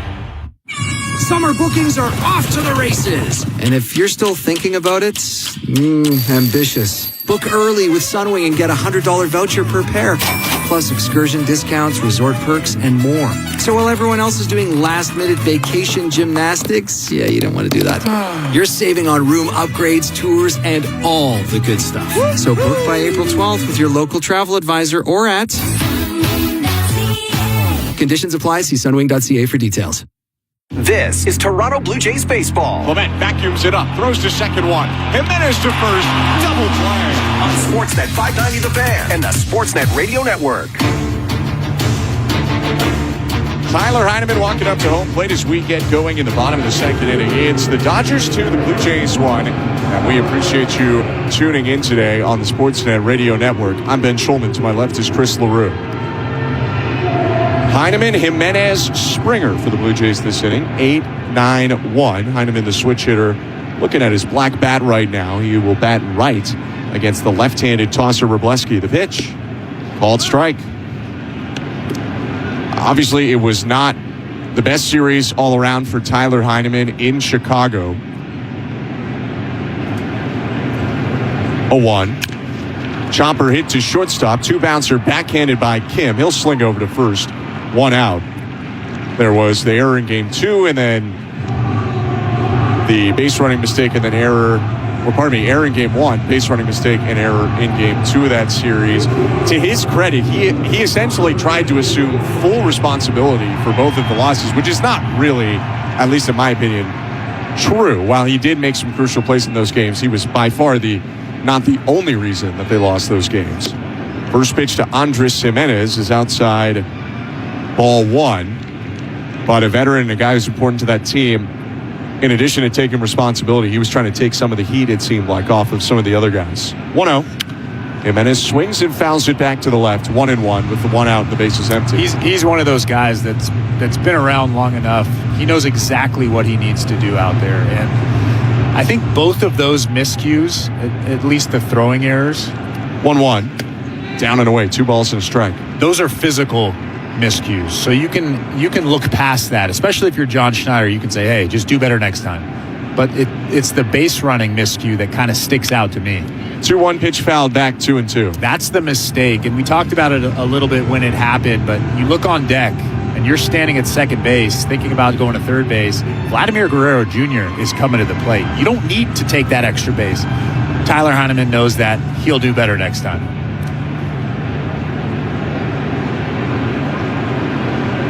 2-ball, 2-strike count. Robleski against Andres Jimenez. The pitch is hit well, but way off to the left foul. That one is going to get close to the concourse, about 25 rows up in the section down the third baseline. Still 2-2. Speaking of doing better, he'll have to do better because he's going to be in there quite a bit with Alejandro Kirk potentially out 4 to 6 weeks. 2-2 pitches down and away, ball 3. Blue Jays did announce before today's game that Kirk will get surgery tomorrow on his thumb. Now, the good news is they said it's just bone surgery, not related to a ligament. Payoff pitch is hit to right center field. On the run into the gap, Andy Paez, the center fielder, makes the catch to his left. And there are 2 down. But, yeah, that could be. John Schneider provided a rough estimate. He said it wasn't anything exact, but could be somewhere in the neighborhood of 3, 4, maybe even up to 6 weeks. Yeah, the way he was telling us the timeline made us realize he has really no idea, but he doesn't really know. He's not the doctor. And he didn't want to go out on a limb, say anything official. 2 outs in the pitch to George Springer is lifted high in the air, left center field. Hernandez and Paez converging near the track. Paez waves off Teoscar Hernandez and makes the grab to end the inning. Robleski bounces back after a lot of traffic in the first to set down the Blue Jays in order in the second. And on to the third we go. 2-1 is the score. You're listening to Blue Jays Baseball, brought to you by your local family-owned Crown Rust Control Center, streaming on the Sportsnet app and the Sportsnet Radio Network. XXL. Yeah, we doing it big. Yeah, we doing it XXL. Yeah, we doing it big. Yeah, we doing it. Whoa. I make a play when I step on the plate. Hit a home run, you gon' see it in space. We getting cheese like a pizza. We from the north, that's pride, that's ether. We getting bigger and tall. We step in your house and deliver it far. We big as the sea and we big as the falls. We big as the moment when we win it all. Get a double XL huge 3-topping pizza for $19.99. Only at Pizza Pizza. Why switch to a Leva Sleep adjustable bed? Because it's a better bed. Better than your flat bed. Better than your my back hurts bed. Better than your squeaky springs bed. Definitely better than the guest room. A Leva Sleep adjustable bed is better because the zero gravity setting gives you the leverage and stamina to keep things interesting. Better your love life when you better your bed with a Leva Sleep adjustable bed. Visit one of our 6 Leva Sleep showrooms or levasleep.com. There's nothing worse than waiting in long lines around the ballpark. That's why Bet365 has 5-run early payout. When the team you're riding goes up 5 runs at any point in the game, they'll pay your bet out right then and there, win or lose. No waiting required. Now you can go back for another hot dog. Bet365. Download the app and see what early payouts all about. Must be 19 or older, Ontario only. Please play responsibly. If you or someone you know has concerns about gambling, visit connexontario.ca. Terms and conditions apply. This is Toronto Blue Jays baseball. Springer charges the ball to left field. Is in the seats, and the Blue Jays are on the board. On Sportsnet 590 The Fan and the Sportsnet Radio Network. Welcome back to Rogers Center. Dodgers leading the Blue Jays 2-1. Blue Jays baseball is brought to you by your local family-owned Crown Rust Control Centers in Spring Hill and Antigonish, Nova Scotia. Protect your vehicle with Canada's #1 rust protection. Find your local Crown Rust Control family at crown.com. Well, we have a pitching change to start the third inning. Max Scherzer has been removed after his velocity was diminished. And Josh Fleming, the rec spec wearing lefty, comes in for the Blue Jays. He'll face the top third of the Dodger order. Ohtani, Tucker, and Freeman, all left-handed hitters. Fleming winds and deals home. First pitch in there, strike one. Soft tossing lefty works with a sinker, cutter, curveball, and changeup. One outing this year for him at AAA Buffalo. 0-1. Low, 1 ball, 1 strike. On April 1st in Omaha, he got the start against the Storm Chasers, the Royals affiliate. Fleming's 1-1. Swing and a miss. Big whiff on his curve there, and it's 1-2. In that lone AAA start, he went 3 2/3, 3 hits, 1 run, no walks, 3 strikeouts. And after finding out he was getting called up this morning, he's in the game in the third. The 1-2. Bounced, 2 balls, 2 strikes. And he's a guy that's been around a little over 250 career big league innings. So he knows what he's doing out there. Hasn't been to the big league since 2024, so the heart rate might be a little bit elevated. But I can guarantee you that he's not afraid out there facing Shohei Ohtani. Majority of his big league career spent with the Tampa Bay Rays. His 2-2. Chopper back toward the hill. Fleming charges. He'll glove spin, throw to first, and it's wide of the bag down the right field line. Clement grabs it down the line as Ohtani takes off for second, and he is in there on what I think will go as a hit and an error. Yeah, I'm not sure if Shohei would have been safe if Vlad caught that baseball, but I like the fact that Vlad didn't try to stick his arm in the baseline and potentially injure himself. You could see he was thinking about reaching for that baseball, but the throw was in the line, and Ohtani would have run right into that arm of Vladimir Guerrero Jr. I think that throw might have beaten him if it was a good throw, but I think they'll also give it a base hit. Yeah, they went hit and error. So Ohtani on second, nobody out. So obviously Fleming's the one who makes the throw, so he created his own luck, but a tough break considering he got that weak contact from Ohtani. Now Kyle Tucker up.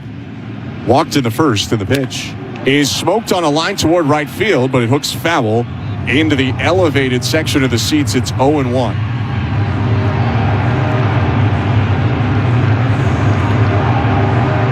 On Fleming having been there, done that, John Schneider said almost the same thing when I asked him about him before today's game. Said he had been there, keyed in on the fact that he won't get phased, he throws strikes, and they like what they saw out of him with the Rays when they had to play against him. 0-1 pitch, inside, 1 ball and 1 strike. Yeah, he's not going to blow you away with the stuff, but he makes big pitches when he needs to, just like that pitch there to Shohei Ohtani, inducing the weak contact. Blue Jays brought Fleming up today, optioned Austin Voth, who threw a lot for them yesterday. A look to second, the 1-1. Fouled back, and with a high curveball, Fleming gets ahead of Tucker 1-2. Might want to think about burying that one next time you throw it. I'm sure Kyle Tucker wants that pitch back. And Tucker can handle the elevated pitches. Relatively flat swing for the power he hits for. 29-year-old from Tampa. The 1-2. Inside, backs Tucker off the plate. Now the chorus of boos for Tucker. Mentioned his last time up, he signed that 4-year, $240 million deal, although $30 million of it total on the contract is deferred. The Blue Jays reportedly offered him 10 years, $350 million. 2-2. Rounded toward first, stays fair for Guerrero. He fields it deep. He'll flip back to the covering Fleming as Ohtani goes to third. They get the out at first base. Nice play by Guerrero. 1 down. Yeah, nice play from Guerrero over there, but also Josh Fleming getting off the mound really, really quickly, just beating Kyle Tucker over there at first base. Now Shohei Ohtani ends up at third with 1 out in the inning. For what it's worth on Tucker, the Mets also reportedly offered him 4 by $220 and no deferrals. Runner on third, 1 out, top of the third inning, 2-1 Dodgers. Freddie Freeman is the batter. The pitch, outside, ball 1. Freeman is 0 for 1 today with a swinging strikeout, but he's also Major League Baseball's active hits leader. 2,440 of them career. 1-0 pitch, inside, 2 balls, no strikes. They'll probably be careful with him, at least now that they've fallen behind 2-0, even with Teoscar standing on deck. Freeman pops the bat off his left shoulder. Now the 2-0 on the way. Swing and a high fly ball, hooking deep toward the right field foul pole, but it will go foul. Freeman jammed up by that fastball in on the hands, and it's 2-1. I don't think they were trying to be careful there. I think they were just trying to throw a strike. Tyler Heineman actually had that target almost right down the middle. Infield in for the Blue Jays. Outfield plays at regular depth and a little bit shifted to the opposite field. 2-1 to Freeman. Swing and a foul back into the leg of Heineman. It rolls out in front of him. It's 2-2. If you're going to throw a fastball, that's the location that you want to throw it to Freddie Freeman. He loves to get extended. He can handle those outside pitches very, very well. Loves to go the other way as well. So what you want to do is you want to tie him up just like that last pitch. A 5-time All-Star, 3-time Silver Slugger, 2020 National League MVP. The 2-2 to Freeman. Fouled away. It was a curveball that was going to land in and around the outside edge of the zone until Freeman swung at it late.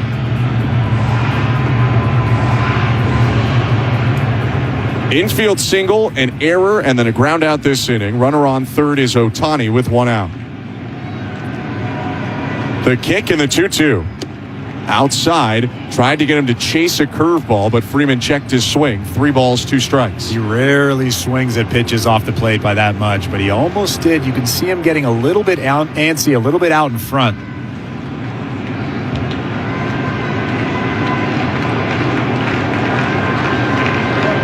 The 3-2 pitch.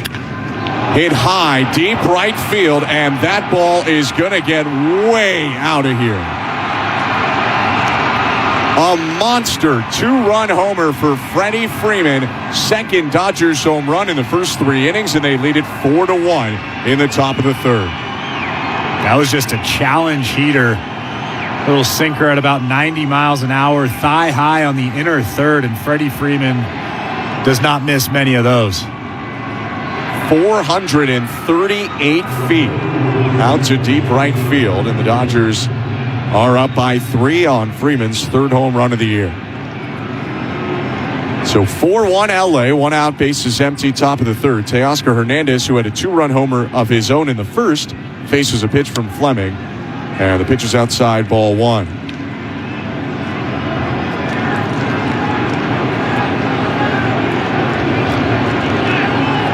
Blue Jays continue to have to battle from behind of late. 1-0.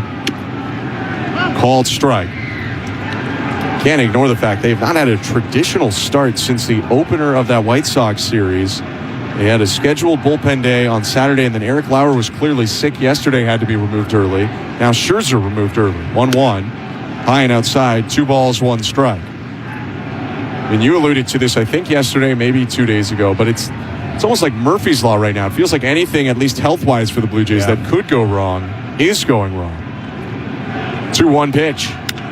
On the ground, up the middle to his left. Jimenez picks it up, throws on to first, and there are 2 down. Yeah, it's almost like a joke at this point. Obviously, we don't know what's going on with Max Scherzer, but we noticed it right away. The fastball velocity was down. The stuff was not as good as it was in his last start.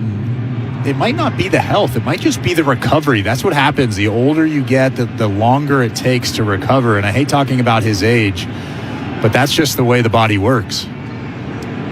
2 outs and the bases empty. 4-1 Dodgers in the top of the 3rd, and the pitch to Max Muncy is a called strike from Josh Fleming. 0-1.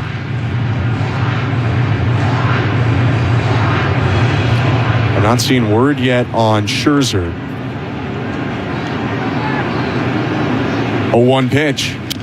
Grounded foul, 0-2. If you exclude Tyler Heineman's relief appearance, the Blue Jays have had to use 17 different pitchers through their first 10 games. And Fleming actually being the 18th non-Heineman pitcher they've used. And they put together some good ball games as well. Next pitch is ripped on the ground to right center field. An 0-2 base hit for Muncy.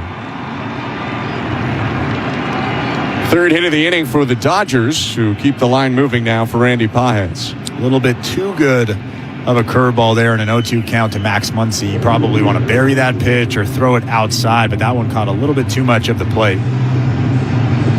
Tyler Heineman will go out and talk now to Josh Fleming. You do wonder if they get the first out on the comebacker from Ohtani, how much does that change the inning? Because you're not pitching to Freddie Freeman the same way with a runner on third base and 1 out as you might do with bases empty, 2 out. Yeah, the infield's not in. Right, the infield's back. You're probably pitching him a little bit differently. You're not afraid of maybe pitching around him. Just being careful with him. I think that's the biggest thing. Obviously, it was a missed spot on that 3-2 pitch. Fleming trying to get out of the inning. 24 pitches for him so far. His pitch to Andy Pages is in there, strike 1.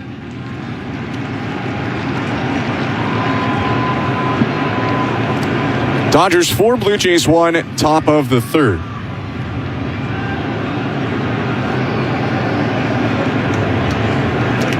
A 1 pitch. High, 1 ball, 1 strike. But you have to play clean baseball. When your team isn't 100% and you're playing against teams like the Dodgers, you have to play clean baseball, and the Blue Jays just haven't done that so far in this ball game. The 1-1. Smoked on the ground to third, through the legs of Okamoto into left field. Coming around second base, Muncy into third. Pages digs for second, and he is aboard there. I'm not sure what they'll score that. It was smoked, but it went right through the wickets of Okamoto. I think that's probably an error. Yeah, I think that's definitely an error. That's a play that he should make in the big leagues. Yeah, he had a beat on it too. He was squared up, and that thing just snuck right between his legs. And I literally just said it 2 seconds ago. You have to play clean baseball. The Blue Jays should be out of this inning right now.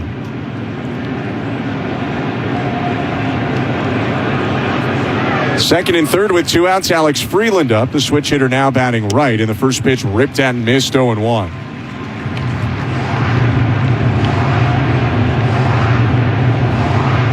They have ruled it an error on Okamoto.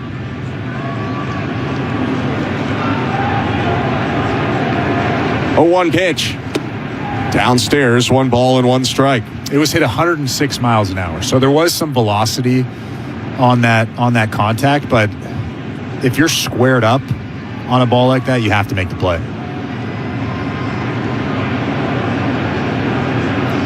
1-1. High and outside. I mean, I'd almost argue unless it's hit maybe 120. Yeah. If a ball gets through your legs, it kind of just has to be an error. Not that I could do anything with 108 hit at me. Don't get me wrong. Well, I couldn't either. That's why we're up here. Kick in the 2-1 pitch. Swing and a miss, 2-2. Blue Jays would really like for the inning to stop here, not just for the scoreline, but they had to move off Max Scherzer after 2 innings in a pitching change that was brought to you by Home Hardware, by the way, locally owned, genuinely Canadian, the official home improvement retailer for the Toronto Blue Jays, but also now 31 pitches for Fleming. His 2-2 is grounded foul. Make it 32 pitches. They're hoping for some length out of him, but a lot of that length is being used right now in the third. Yeah, and he's made some good pitches in this inning as well. Obviously hasn't been rewarded. He really has only made 1 mistake. That mistake to Freddie Freeman for the 2-run homer. Second and third, 2 down, 4-1 Dodgers, and the 2-2 pitch is hit on a bounce to deep short. Jimenez fields on the turf. Prohops throws on a bounce, and Vladdy picks it to end the inning. Well, they just did finish off that inning with a nice pick over at first by Guerrero, but the Dodgers end up with 2 runs. They score them on 3 hits, 2 errors by the Blue Jays in the inning, and 2 left on base. 4-1 Dodgers, middle of the third. You're listening to Blue Jays Baseball, brought to you by your local family-owned Crown Rust Control Center. Streaming at sportsnet.ca and the Sportsnet Radio Network. Coming this spring, the all-weather drive main event presented by Subaru. Don't miss all the action as Subaru continues to be the undisputed champ of getting out there and doing all the things. Watch as it takes on spring weather like it's a no contest. From camping to hiking, nothing will get in its way. It's the event of the season, the all-weather drive event with lease rates as low as 1.49%. Conditions apply. See dealer for details. With all-wheel drive, traction control, and class-leading safety, Uncommon comes standard. As Canada stares down economic uncertainty, we're ready with a plan to protect Ontario. We're fighting to defend every job, building new nuclear facilities, speeding up approvals, diversifying our trade, bringing opportunity and good jobs home. Because this province doesn't just sit back, we build. That's how we protect Ontario. Learn more at ontario.ca/protectontario. Paid for by the Government of Ontario. A northbound moment by Side Launch Brewing. Everything up here just makes sense. Yeah, even the looms make sense. Hear that? Sounds like pass me a northbound lager. Northbound lager. Loons, they really get me. Sure they do. You can escape to the north with Side Launch Northbound Lager. Crisp and refreshing, proudly crafted in Ontario. Found at LCBO and beer stores. This is Toronto Blue Jays baseball. Swinging a fly ball, right field. It's gone! On Sportsnet 590 The Fan and the Sportsnet Radio Network. 2-run homer by Freddie Freeman in the top of the third, and as we go to the bottom half of the inning, welcoming you back to Rogers Center, it's 4-1 for the Los Angeles Dodgers. Justin Wrobleski deals to Davis Schneider, and a first pitch heater at 94 makes it 0-1. Schneider with a fly out in the first inning, hit a fly ball to fairly deep left. 0-1. Low, 1 ball, 1 strike. I feel like we talked about this a lot in that Chicago White Sox series, but the job of Davis Schneider now is just get on base, move the line, give the guy behind you a chance, see if you can chip away at this lead. 1-1 pitch inside, 2 balls and 1 strike. Guy behind him this inning is Vladimir Guerrero Jr. Cosmo Okamoto is due up third. A lot of traffic in the first for the Blue Jays, none in the second. 2-1. Schneider hits it very high, foul to the right. That will fade into the seats out of play. 2-2. First inning, the Blue Jays had 2 hits and 2 walks against Wrobleski. They scored a run on an Ernie Clement bloop single, although they did leave the bases loaded. Second inning, Wrobleski set down Heineman, Jimenez, Springer in order. Lefties 2-2. Swing and a miss. He got him. Gassed up to 97 on that fastball to strike out Schneider. First K of the game for Wrobleski. That's just a great pitch. A lot of ride on that one there. That 4-seam fastball, like you said, at 97 miles an hour. That's the top of the strike zone. That's the pitch that Davis Schneider struggles with. And Wrobleski strikes him out for the first out of the inning.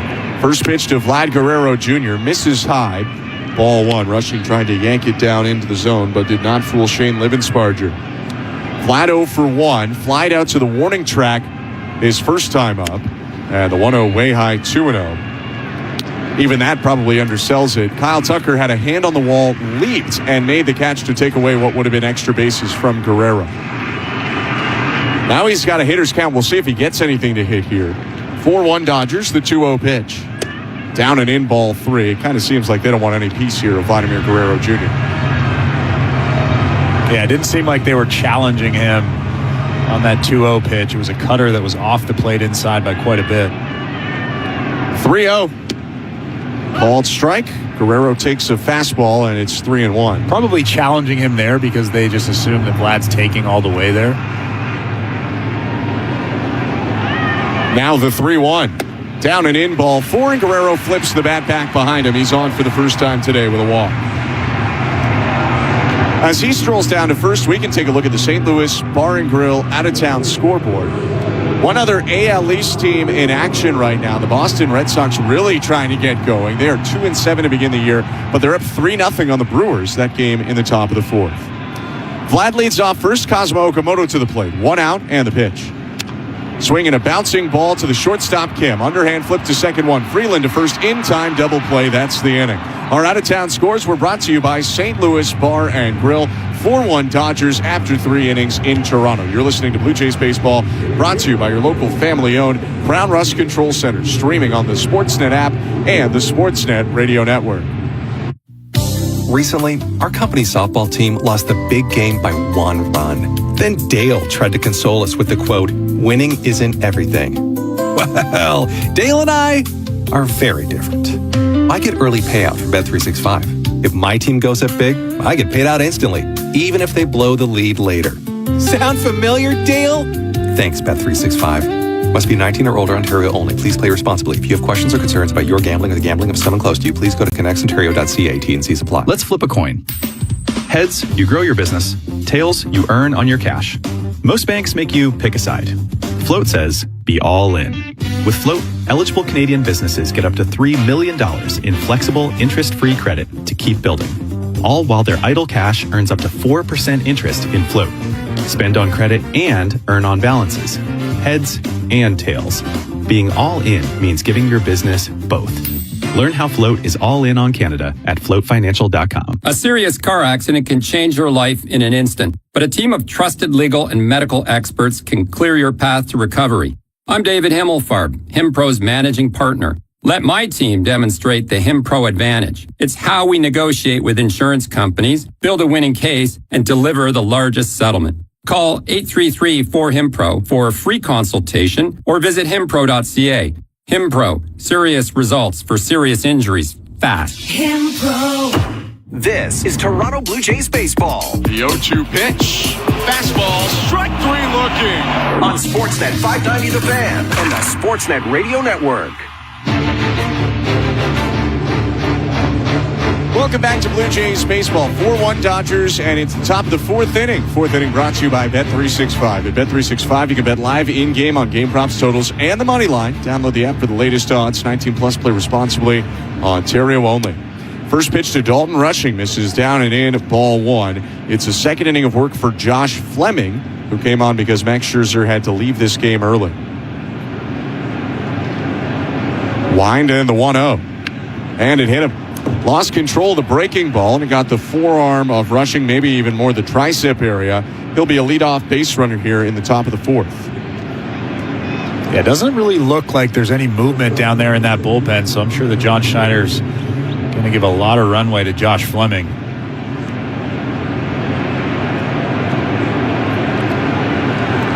Fleming surrendered 2 runs on 4 hits, or 3 hits rather, in that first inning. Now Kim with an early square of a bunt, and the pitch is bunted back foul, 0-1. Corners were crashing, and that bunt was out there, it seemed like, even before Fleming was set. They're looking to move the runner here before Ohtani comes up, although that would also pretty much virtually lock in an Ohtani intentional walk. I think Kim actually bunted that ball off of Heineman's bare hand. You can see him shaking that hand out. That's the last thing the Blue Jays need. Bounced and then hit the hand of Heineman. Early square again from Kim. Runner on first, no outs, the 0-1. And he brings the bat back, takes it low. 1 ball, 1 strike. Kim getting the start today, and talking with Steven Nelson of the Dodgers radio broadcast. He thought that Kim likely will get another start in this series too. They just brought him up. They want to get him some action. He squares very early again, the 1-1. And he pulls it back, spins out of the way. Not sure it was as close to hitting him as the dramatics might have been there, but I've never taken 90 near the chin. It's 2-1. Well, sometimes when you square around and you see that ball coming at you,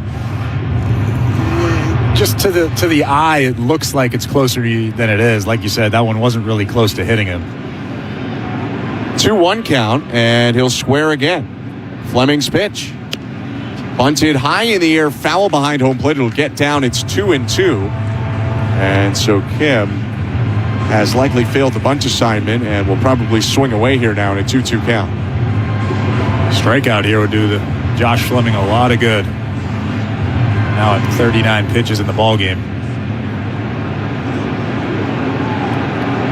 A leadoff first for the catcher, Dalton Rushing, and the 2-2 to the shortstop, Hae-Sung Kim. Hit high in the air down the right field line. Long run for Miles Straw, but that will get in to the seats, and it's still 2-2. Welcome to the Timbermart broadcast booth. Don't sit on the bench when it's time to build. With flexible financing options through the Timbermart project card, you can get started today and keep your project moving. Timbermart, Canada's building center. Ben Schulman and Chris LaRue. The 2-2 pitch, Fleming to Kim. Down and away, ball 3. Show Ali is our host and producer today. Andrew Adams, Tom Young, and Stephen Coyle, our technical directors. 27-year-old, 5'10", left-handed hitter Kim in a full count. And the payoff pitch. Inside, ball 4, and the Blue Jays would have rather he got the bunt down. The walk will advance, rushing to second. It's first and second with nobody out. Yeah, Tyler Heineman did everything he could to try to frame that baseball, make it look like a strike, but it was off the plate inside by about a half a ball. Good take from Kim. That also means you got to go right at Shohei Ohtani. You're not going to walk him to load the bases with nobody out. So it's first and second, no down, top of the 4th. 4-1 Dodgers as the 4-time MVP comes up to the plate. Fleming looks to second, the pitch. Down and away, ball 1. If you want to count his 2016 Pacific League MVP, then he's a 5-time MVP, counting his one NPB award as well. We don't need to count that. All right. 1-0 pitch. Swing and a high fly ball. Fairly deep right center, but Varsho backpedaling in front of the warning track. Tagging at second, rushing. Varsho makes the catch. The throw into second because Kim's tagging as well. He'll slide in safe. Both runners advance. And it's second and third for the Dodgers, but a fly out of Ohtani, 1 down. And that's just Dodgers base running, knowing the arm strength of Dalton Varsho. We talked about this a lot during the White Sox series. He doesn't have the arm that he did about a year and a half ago. So Kim taking the extra base, moving up from first to second base, and now 2 runners are in scoring position. I love that aggressiveness from Dave Roberts. That'll draw the Blue Jay infield in again, and Kyle Tucker is up. You do have first base open, but it's also Freddie Freeman on deck, so pick your poison. Fleming kicks, and the pitch to Tucker is called a strike, 0-1. Tucker with a ground out, a walk, and a run scored in this game. He's been pretty patient today, but he's actually one of the highest first pitch swing guys in baseball. Around 60%. He's third best or third most in the majors. 0-1. Swing and a high fly ball right center field. Straw going back at the track, looking up at the wall. He'll defer to Varsho, who makes the catch on the dirt. Both runners tag, rushing in to score. On to third goes Kim. It's a sac fly from Kyle Tucker and a 5-1 Dodgers lead, top of the 4th. John Schneider was definitely holding his breath there. Kyle Tucker missed a home run by about 10 feet. Dalton Varsho catching that ball on the warning track out in right center. Unfortunately, Dalton Rushing scores, and the Dodgers are up 5-1 now here in the top of the 4th. Still no action down there in that bullpen. Freddie Freeman hit with a runner on third, the infield back. Fleming's pitch. Inside, ball 1. Got himself in a hole with a hit batter and a walk to the 8 and 9 hitters. You never want to do that. It's even more important against this Dodgers lineup where the first 5 or 6 hitters are so tough. 1-0 to Freeman, and it's fouled back 1-1. Yeah, we can say, oh, you should be pitching around Kyle Tucker, but then you look on deck and it's Freddie Freeman. Oh, you should pitch around Freddie Freeman. You look on deck and it's Teoscar Hernandez. It's almost like it's impossible to navigate through this lineup. And it means, and no offense to them, they're fine hitters, but when you get to 7, 8, 9, you got to get them, essentially. 1-1, down and away, 2 balls, 1 strike. I mean, you got Andy Pajes hitting 6th. He's the best hitter for average so far in baseball. But after that, and again, these guys are not bad players by any means, but Freeland, Rushing, and Kim, that is a pretty significant drop. Have to get them. Those are the 3 guys that you have to get every single time. 2-1 pitch.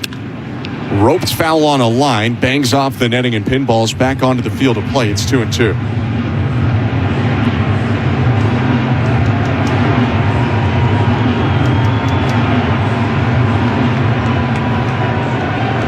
Dodger lead has sucked some of the energy out of the crowd early on here. 5-1 Dodgers, runner on third, 2 outs, and a 2-2 count. Fleming kicks and fires, and the pitch down and away, ball 3. For Fleming, his 51st offering, and he's had some trouble in this inning, specifically commanding the zone. Yeah, and this is what happened in the last at-bat. He threw an off-speed pitch away off the plate, and then he came back with a sinker on the inner third. His 3-2 pitch. Low ball 4. It's a second walk of the inning. Third free pass if you count the hit batter, and Freeman down to first to make it runners on the corners. And here comes Pete Walker to have a chat with Fleming, and I think he learned his lesson after that 2-run home run to Freddie Freeman. They tried to sneak a fastball by him, and Freddie Freeman is one that if you throw that fastball over the heart of the plate, generally speaking, he's going to make good contact, and he did. Pete Walker going back and forth with Heineman and Fleming, his left hand on the back of the left-handed pitcher, Josh Fleming. Got to acknowledge, not an easy situation to be in if you're Josh Fleming. You get called up today. You think it's okay, the Blue Jays are stacking some lefty relievers. All of a sudden, Max Scherzer appears to be pitching at less than 100%. And so you're called upon to basically piggyback against the back-to-back defending champs. Not an easy spot, but the Blue Jays were hoping and are still hoping to have him be in the zone so he can be a bit more efficient than he's been right now. 52 pitches for Fleming in an inning and 2/3. He'll face Teoscar Hernandez with runners on the corners, 2 down.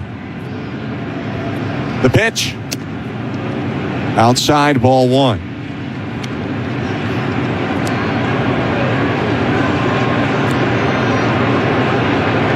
Hernandez with the patented big black beard. Bats from the right side, holds the bat on his shoulder, the 1-0. Outside, 2 balls, no strikes, and Heineman's going to ask for a challenge.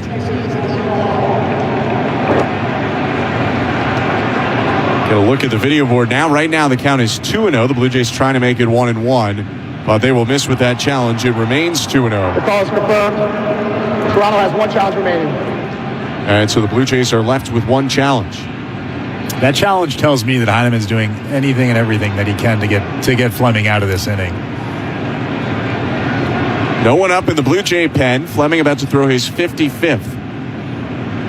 His 2-0 to Hernandez. Called strike.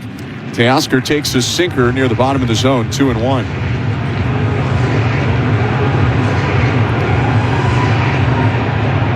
This is Teoscar Hernandez's 297th game with the Dodgers. He played just over 600 as a Blue Jay. 2-1. Swing and a miss. Fleming gets him out in front with a changeup, 2-2. Throw another one of those. That might have been his best pitch of the outing so far. Just make sure it's down.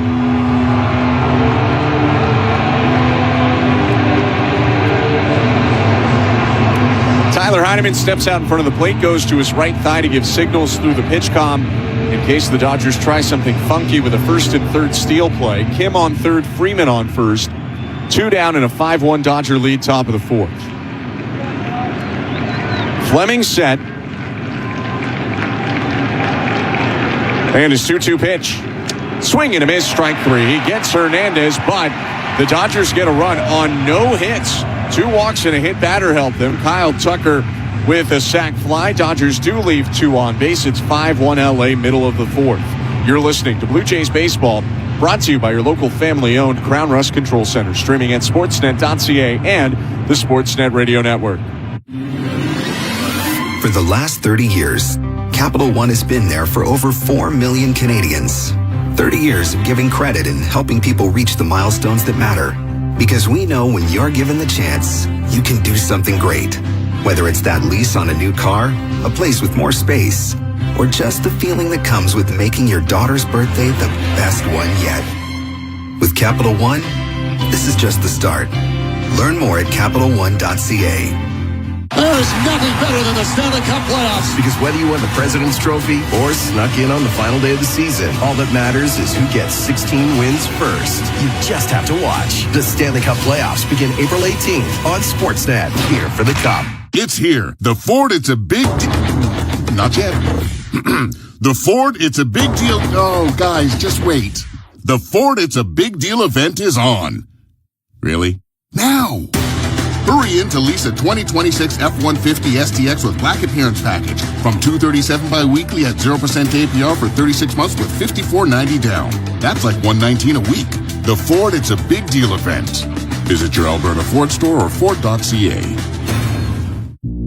Sometimes I feel a bit helpless with the state of the world, and it feels really hard to make an impact on people's lives. I donate because it makes me feel better to know that I can actually do something today to help people. Donating blood helps me feel like I'm making a difference in the world. Canadian Blood Services. Experience what you get when you give. Book an appointment at blood.ca. Sunshine day. This is Toronto Blue Jays baseball. It's Ernie Clement with the RBI single. 1-0 Toronto. On Sportsnet 590 The Fan and the Sportsnet Radio Network. Bottom of the fourth inning. Thanks so much for tuning in today. The Dodgers lead it 5-1 over the Blue Jays at Rogers Center. Ernie Clement will lead off against Justin Wrobleski. The pitch is served down the right field line. It'll go foul into the seats. 0-1.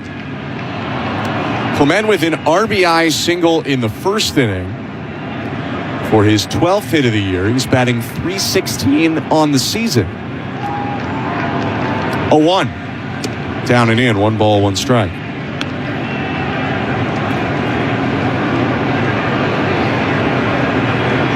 High black on as always for Clement.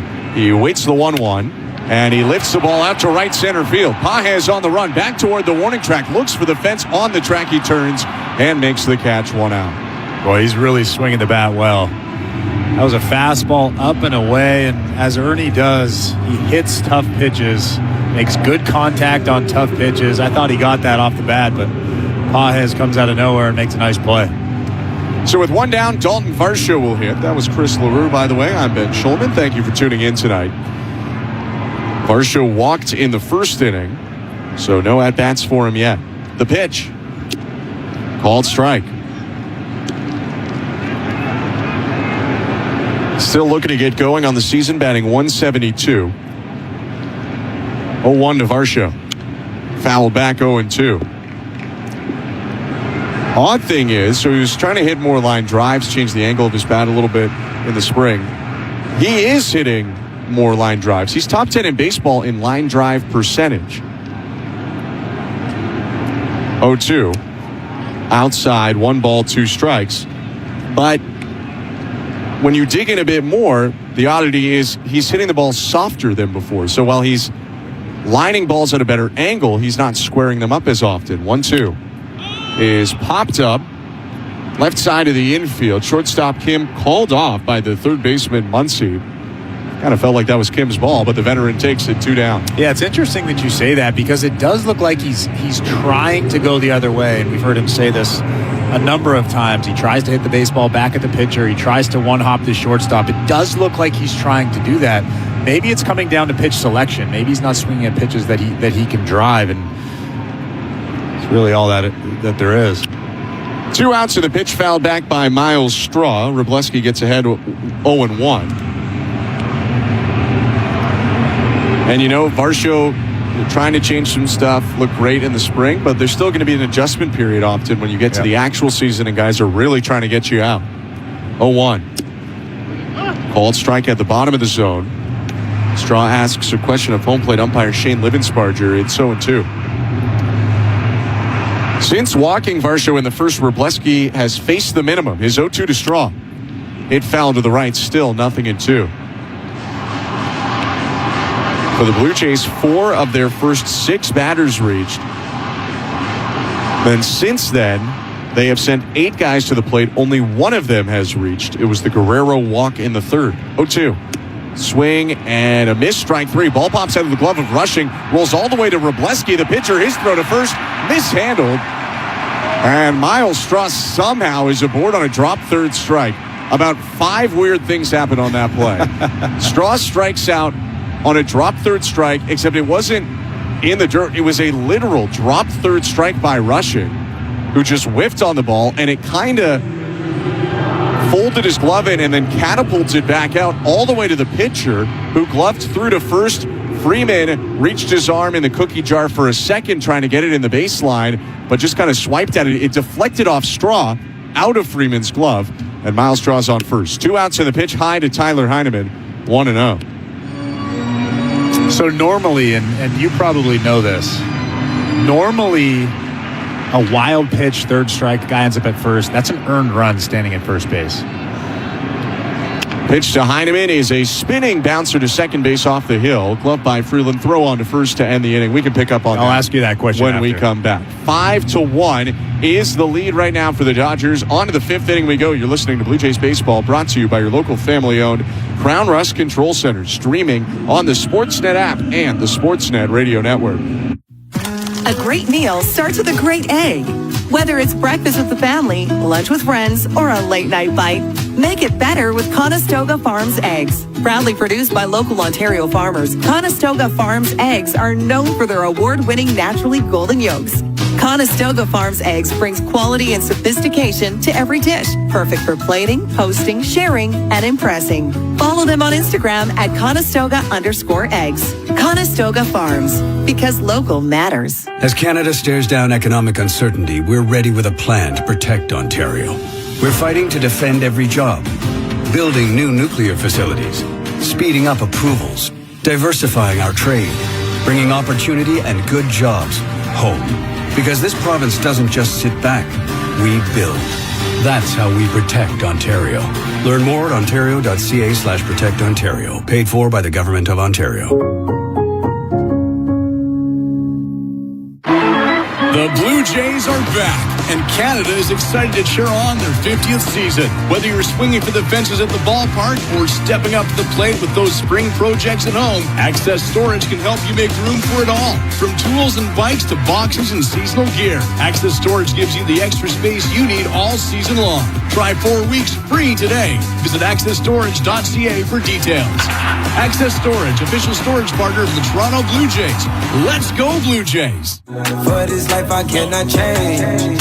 Hit it, deep off in the main. This is George Springer, and you're listening to Toronto Blue Jays Baseball on the Sportsnet Radio Network. The 5th inning is brought to you by Miller Lite. You can celebrate a strikeout hit or catch with great taste and 90 calories per 355 milliliter can serving. Miller Lite, the official beer sponsor of Major League Baseball in Canada, must be legal drinking age. Celebrate responsibly. 5-1 Dodgers. Top of the 5th begins with a powerful left-handed hitting Max Muncy up. Josh Fleming still on the hill, and we can get to that topic from Chris that we wrapped up the 4th on in a moment. Fleming into the wind, his pitch to Muncy. Low ball 1. So you were asking a bit about that odd kind of pass ball drop third strike, right? Yeah, normally you throw one in the dirt, you bury a slider, the ball gets away from the catcher, the guy gets to first base. That's an earned run for the pitcher standing at first base. 1-0 is in there on a called strike 1-1. So my question was, because the catcher misplayed that ball and the guy gets to first base, pitcher throws it away, is that an unearned run now standing at first base? 1-1 to Muncy. Is smoked on the ground and off the knee of Guerrero, ricochets to Clement. He'll throw to Fleming wide, and Muncy is safe. It's been that kind of week. Muncy at first. Back to your inquiry. After that ball that was kicked by Vlad and then thrown wide by Clement, they ended up ruling that drop third strike a passed ball. And because of that, it would not be an earned runner and then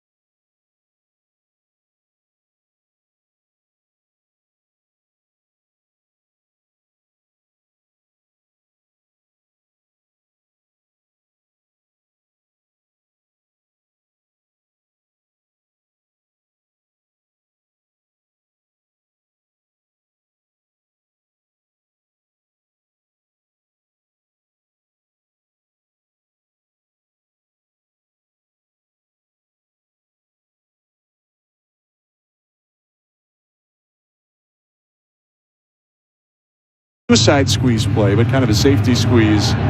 Maybe an aggressive safety squeeze was being put on there by the Dodgers. Yeah, maybe just trying to move the runner over to second base so you have runners at second and third and one out.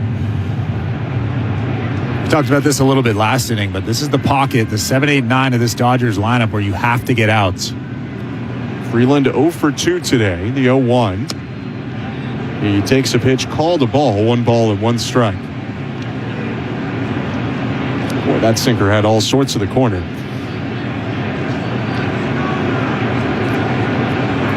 Freeland is starting to become a staple for the Dodgers. This is the 6th game in a row he'll start. 1-1. Down and in, he moves his back foot out of the way. The changeup, 2 balls and a strike. 7th start of the year at second base for Freeland. And it's not like he's short of competition. Miguel Rojas, Santiago Espinal, now Kim is up. But clearly Dave Roberts is finding some comfortability with the 24-year-old. 2-1 pitch. Hit on the ground over the mound. Clement backhand, steps on second one, throws to first for a double play. Muncy in to score. That'll wipe the bases clean. Muncy coming in to score, though, makes it 6-1. No RBI for Freeland. 2 outs now, bases empty, top of the 5th. I think if you're Josh Fleming, if you're John Schneider down there in that dugout, you're okay with that. You're okay trading 2 outs for 1 run here in this situation.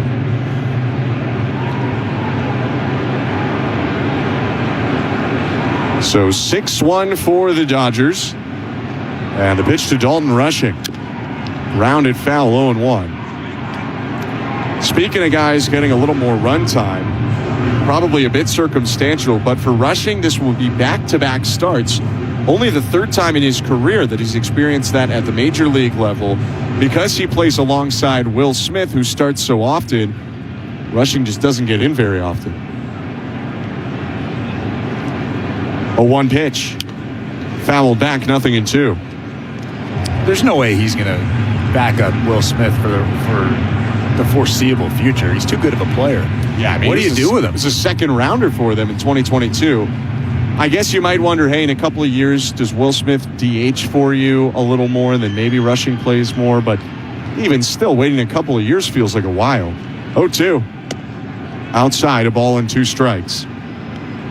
And you had mentioned it. You're talking about a guy who hit almost 25 homers as a catcher in a minor league season. Just a really well thought of prospect. 1-2 to Rushing.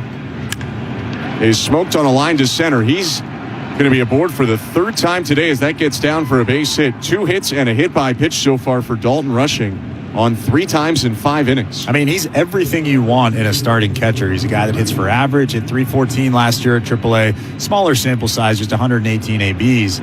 But you could see with that stroke right there, just a short, compact stroke. It was a fastball down in the zone, not trying to do too much with it. I mean, I just can't see him backing up Will Smith for the next 2 or 3 years.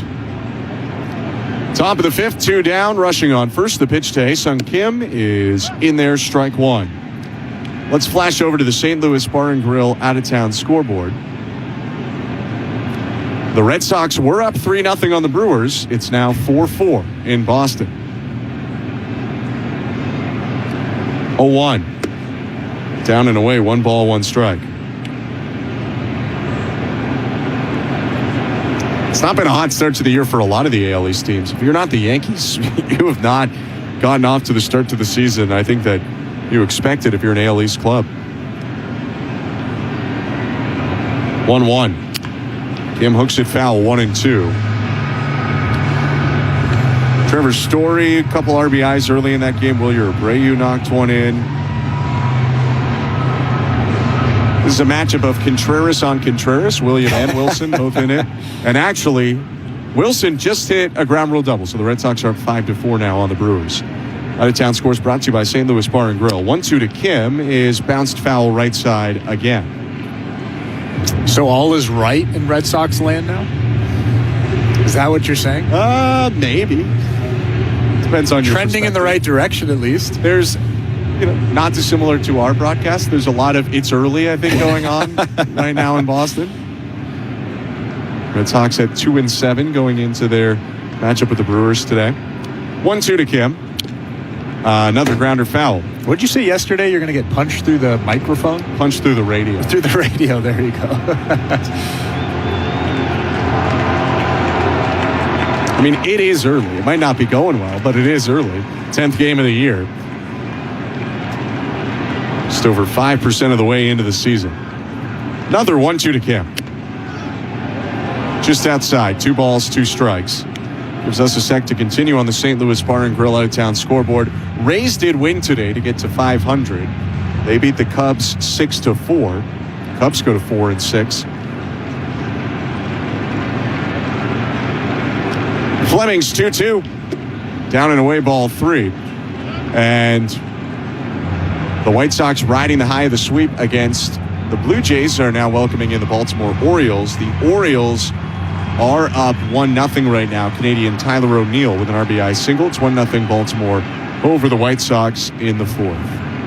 Out-of-town scores again brought to you by St. Louis Bar and Grill. 6-1 for the Dodgers. 2 outs, runner on first, and a full count in the top of the 5th. Fleming offers home, runner off on the pitch, and it's popped up a mile high just behind the second baseman, Clement. He's in shallow right, waved off by Straw, who makes the grab and ends the frame. A run on 3 hits for the Dodgers, 1 left on base. On to the bottom of the 5th we go. It's 6-1 for LA. You're listening to Blue Jays Baseball, brought to you by your local family-owned Crown Rust Control Center, streaming at sportsnet.ca and the Sportsnet Radio Network. Get spring ready with CarQuest Auto Parts. Save on premium brand name products. Valvoline Advanced Full Synthetic Oil 5-liter jugs, $29.97. Die Hard Lawn and Garden Battery Gold, $59.97. CarQuest Windshield Washer Fluid, 3.78-liter jug, $3.98. Prestone Premix Coolant, 3.78-liter jug, $14.97. Hit the road with CarQuest for your auto parts needs. Visit a CarQuest Auto Parts store or carquest.ca for full flyer details at participating locations. Are you ready to go electric? The 2026 Toyota BZ is not only all electric, it delivers the reliability you expect from every Toyota. With up to 468 kilometers of range on a single charge and available all-wheel drive, it can power through your week in town or your weekend out of town. And when it is time to recharge, the BZ offers 3 convenient options, from easy charging at home with any standard outlet to fast charging at over 27,000 charging stations across Canada. Making the switch to electric is easy with Toyota. Check out the 2026 Toyota BZ at shoptoyota.ca or your local Prairie Toyota dealer today. The best hitters don't chase every pitch. They wait for their moment. Know when to take a walk. Head to betway.ca and bet your way. Must be 19 plus, Ontario only. Play responsibly. Concerned about your gambling? Visit connectsontario.ca. Now batting Pizzaville with 8 chicken wings or boneless chicken poppers for only $6. And on deck, 12 wings or poppers for $10. Limited time only. Conditions apply. Fans, step up to pizzaville.ca or from your cell at pound 3636. This is Toronto Blue Jays baseball. It's a good day to be a Toronto Blue Jay, winning 5-4 on Sportsnet 590 The Fan and the Sportsnet Radio Network. Welcome to the Timbermart broadcast booth. Every winning build starts with a solid lineup, quality lumber, trusted materials, and expert advice. From the first pitch to the final out, your local Timbermart helps you build it right. Timbermart, Canada's building center. 6-1 Dodgers as we start the bottom of the 5th, and the first pitch is upstairs to Andres Jimenez, 1-0. I'm Ben Schulman, to my left, Chris LaRue. Show Ali is our host and producer. Andrew Adams and Tom Young are technical directors. 1-0. Check swing, pitch outside, 2 balls, no strikes. Tough day so far for the Blue Jays overall. Out hit 8-2, outscored 6-1. 2-0 pitch is a soft chopper to first. Charging Freeman. Instead, Wroblewski barehands and beats the head first dive of Andres Jimenez to the bag. Not the prettiest, but it's effective as the pitcher gets his own out. There's 1 down. Yeah, no, that's a tough play, especially barehanding that baseball and having to deal with Andres Jimenez diving into the base. Pretty athletic play over there from Wroblewski. He and Freeman had gone after the ball, and so after Wroblewski realized he had it, there was no one to flip to. He had to take it himself. He's really settled in after that first inning. Now he'll go third time through facing George Springer, who's 0 for 1 with a walk, a fly out, and a run scored. And you mentioned earlier that Wroblewski has really struggled as a starter, as a big leaguer, or in the big leagues, and doesn't really show that tonight. 7.6 ERA as a starter, but he blows the first pitch by Springer. Swing and a miss, it's 0-1.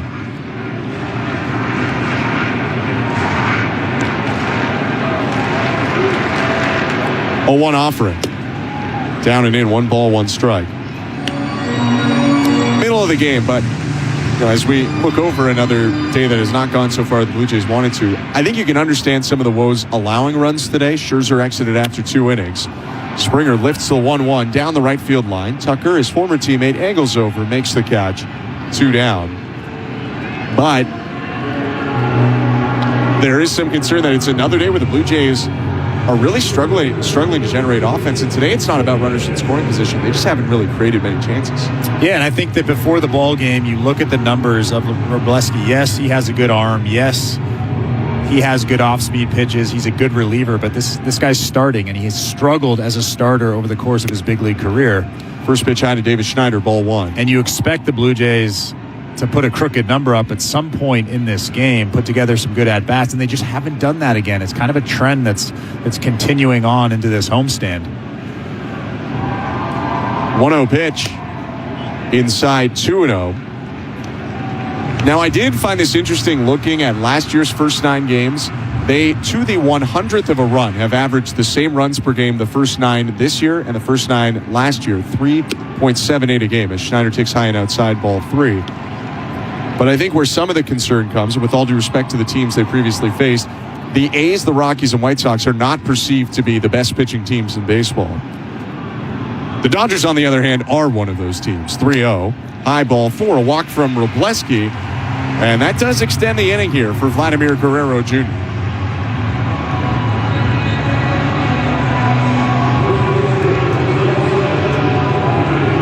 Just to wrap up, the Blue Jays scoring the same number of runs last year, but it was against some tougher pitching to begin the season, including going to a cold Citi Field in New York. 2 down, the pitch to Vlad Guerrero Jr. is high, ball 1. It's 5 straight misses for Wroblewski since he retired George Springer. He's approaching 75 pitches. Next one will be his 75th. Is 1-0. High again, 2-0.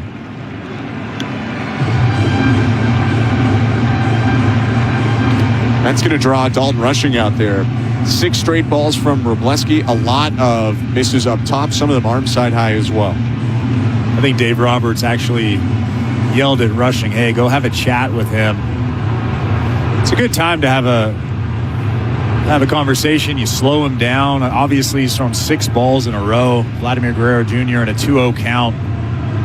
This is the type of count that he does a lot of damage in. So you probably want to say, hey, what pitch do you want to throw here? Do you want to throw him a fastball? Do you want to maybe throw him a breaking ball?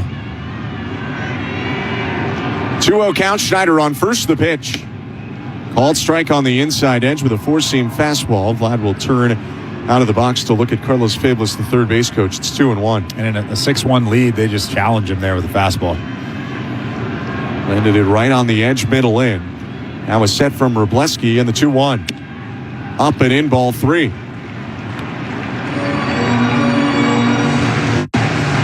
Guerrero was 10 for 30 in last year's World Series. 2 doubles, 2 homers, and 8 walks. Hitters count now 3-1. The pitch. High bouncer right side. Charging at the second baseman, Freeland. Bare hands, throws to first. And Freeman with a good stretch to reel it in and end the inning. No runs, no hits, 1 left for the Blue Jays. We roll on to the 6th inning where the Dodgers lead it still 6-1. You're listening to Blue Jays Baseball, brought to you by your local family-owned Crown Rust Control Center, streaming on the Sportsnet app and the Sportsnet Radio Network. At Crown Rust Control Center, protection runs deep because every Crown Rust Control Center is owned by a local family who cares beyond business. Your Crown Rust Control Center is 100% committed to their product, to you, to their community, which is your community. Protecting you and what matters to you is equally important as protecting your vehicle. Did you know spring's the best time of year to protect your vehicle from rust? For a special spring offer, find your local family-owned Crown Rust Control Center at crown.com. Some moments are made to last, like George Springer's historic Game 7 ALCS dinger. Swinging a fly ball to left field. She's gone. They deserve to be sculpted, framed, immortalized as a bobblehead. What do you think, George? That's a work of art. Where were you when George made history? On Friday, April 10th, get your Jumpin' George Springer bobblehead giveaway. Where will you be? Why is Kintec different? Because a strong step goes beyond a single solution. It takes experts who treat footwear, orthotics, and bracing as a connected system, and who know how to make them work together for you. Delivering the perfect fit with support exactly where you need it to relieve pain, elevate comfort, and give you the freedom to move your best. There are shoe stores, there are clinics, then there's Kintec, footwear and orthotics together in step. Kintec footwear and orthotics. This is Toronto Blue Jays baseball. Swing and a miss, strike three. He punched out the side with his 9th K of the day. On Sportsnet 590 The Fan and the Sportsnet Radio Network. The 6th inning is brought to you by Miller Lite. When the moment calls for it, why not celebrate a win with the official beer sponsor of Major League Baseball in Canada? Must be legal drinking age. Celebrate responsibly. Also, now a pitching change brought to you by Home Hardware, the official home improvement retailer for the Toronto Blue Jays, locally owned, genuinely Canadian. After 3 innings from Josh Fleming, John Schneider turns it over to left-hander Joe Mantiply, who will pitch for the 2nd time in as many days after making his Blue Jay debut in Chicago yesterday and going a scoreless inning and a third with 3 strikeouts. Mantiply against Shohei Ohtani. Left on left the pitch. Ohtani backs out of the box and takes the ball inside, 1-0. Ohtani is 1 for 3 today, an infield hit and a run scored. 1-0 pitch. Up and in. 2 balls and no strikes. Mantiply was selected by the team yesterday. Longtime Arizona Diamondback. His 2-0. Called strike. He was impressive yesterday. Another guy that doesn't throw very hard, 87, 88 out of that left arm, but a guy that knows what he's doing out there. He's been around a long time. A lot of sinker curveball. The 2-1 is smashed out to left center field. Varsho on the run at the warning track, curls to the wall, runs out of room, and it is gone. Shohei Ohtani homers in Toronto to make it 7-1 Dodgers in the 6th.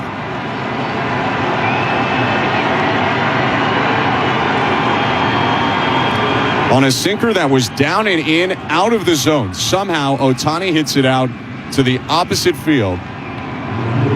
Because it's his baseball world and we're all living it. You could probably chalk that up to falling behind 2-0, but that's not a pitch that many people hit out. A fastball, a sinking fastball down and in. He actually hit that to the left side of center field. That's a great swing from a very, very good player. No outs, Kyle Tucker up, and the first pitch fouled back 0-1. I don't know how he hit that out to center field. Yeah, if he pulls it to right, sure, fine. That pitch is down and in off the plate. But that's Shohei Ohtani. 0-1. Fouled back off the right leg of Heineman. It skips away to the right, and Mantiply gets ahead of Tucker, 0-2. For the Dodgers, it's their 3rd home run of the game. They lead Major League Baseball with 19 home runs on the year. This is their 10th game. 0-2 pitch, down and in, 1 ball, 2 strikes. That shouldn't surprise anybody, though. That they're leading, no. That they're averaging at least 2 homers, or just around 2 homers a game. I mean, that's a lot. 1-2 pitch. Tapped off the end of the bat, rolling down the third baseline. It slices foul. Heineman kicks it away. And the count remains 1-2.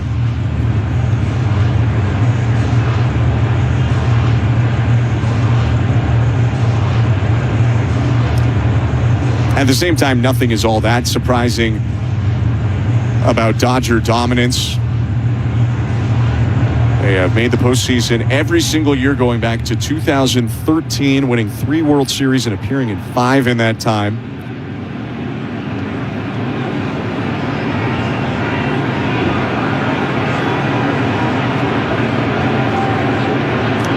1-2. Down and in, 2-2. I know people say they're the new Yankees. I think at this point, they're just the team. Like, they've been doing it for a decade and change now. The Yankees are almost the old version of them now. 2-2. Check swing, pitch outside, appeal down to third, no swing, full count. Now, acknowledging the Yankees won more World Series that run in the late 90s than the Dodgers have right now, but Dodgers aren't that far off. Payoff pitch. Down and away, ball 4, and a walk to Tucker. The first 2 have reached for the Dodgers here in the top of the 6th. Can you make the argument that the Yankees play in a better division? They absolutely do. There's no question about that. I mean, the Dodgers won a division last year by winning 93 games and had a 43-win team in it. But is that a valid argument, though? That the Yankees are still in that discussion? Oh, because it was harder to make the playoffs than less teams. In a way, pitch to Freddie Freeman with no outs, and it's grounded foul 0-1. 7-1, Dodger lead, runner on first, no outs. I guess just to counter that, I'm not even disagreeing, but just taking the other side here as an exercise. The Dodgers still pretty much win their division every year, so I think they would have made it in other formats. And now they're having to fight through a longer postseason at times. 0-1. Lifted deep down the left field line, slicing, foul out of play. 0-2. Now, the Yankees, I think, routinely played a tougher division. There has been times, the Giants won the division somewhat recently. Padres have had some good years. So there has been some pretty competitive. Diamondbacks obviously went to the World Series. There has been some competitive NL Wests. There isn't a true Red Sox to the Yankees spending money like them. 0-2. Low 1 ball and 2 strikes. I mean, they're both great dynasties, no doubt.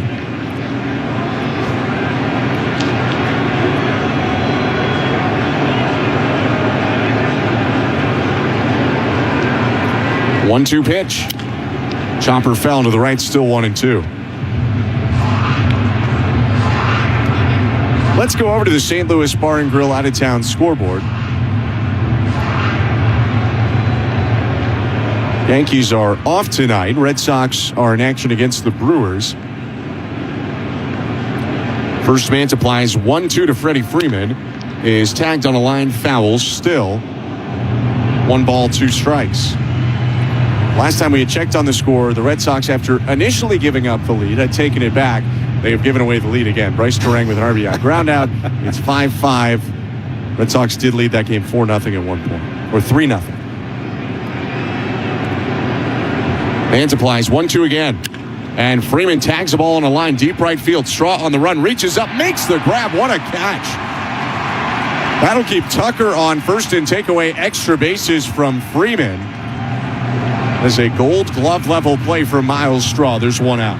Freddie Freeman hammered that ball 108 miles an hour off the bat. Miles Straw just reaching up at the last second, taking away extra bases, and probably a run as well. So 1 out in the inning. Maybe that'll help Mantiply settle in. Gave up the walk. And first the homer to Ohtani this inning. Pitch to Teoscar Hernandez is inside, ball 1.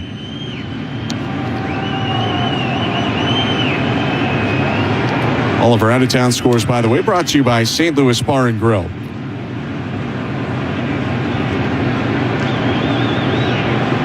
One-0 pitch. Down and away, 2 balls, no strikes. Teoscar Hernandez homering off Max Scherzer in the first inning of this game is 1 for 3 with 2 RBIs. By the way, I have not seen any update on Scherzer as of yet. He was removed after the first 2 innings. 2-0. Called low, 3 balls and no strikes. You had mentioned recovery, Chris, for the 41-year-old. There's also been a pretty significant stomach bug, flu-like virus going around the Blue Jays clubhouse. 3-0. Low ball 4. A 4-pitch walk, second of the inning, issued by Mantiply. And this is us just really having no idea what's actually happening. Speculating. Right. Just throwing stuff at the wall. But 2 very valid things going on. You got a guy that's turning 42 this season. The recovery is a little bit longer. Then you have the bug going around. Eric Lauer didn't look like himself yesterday. Velocity was down. Kind of the same things that Scherzer was going through today.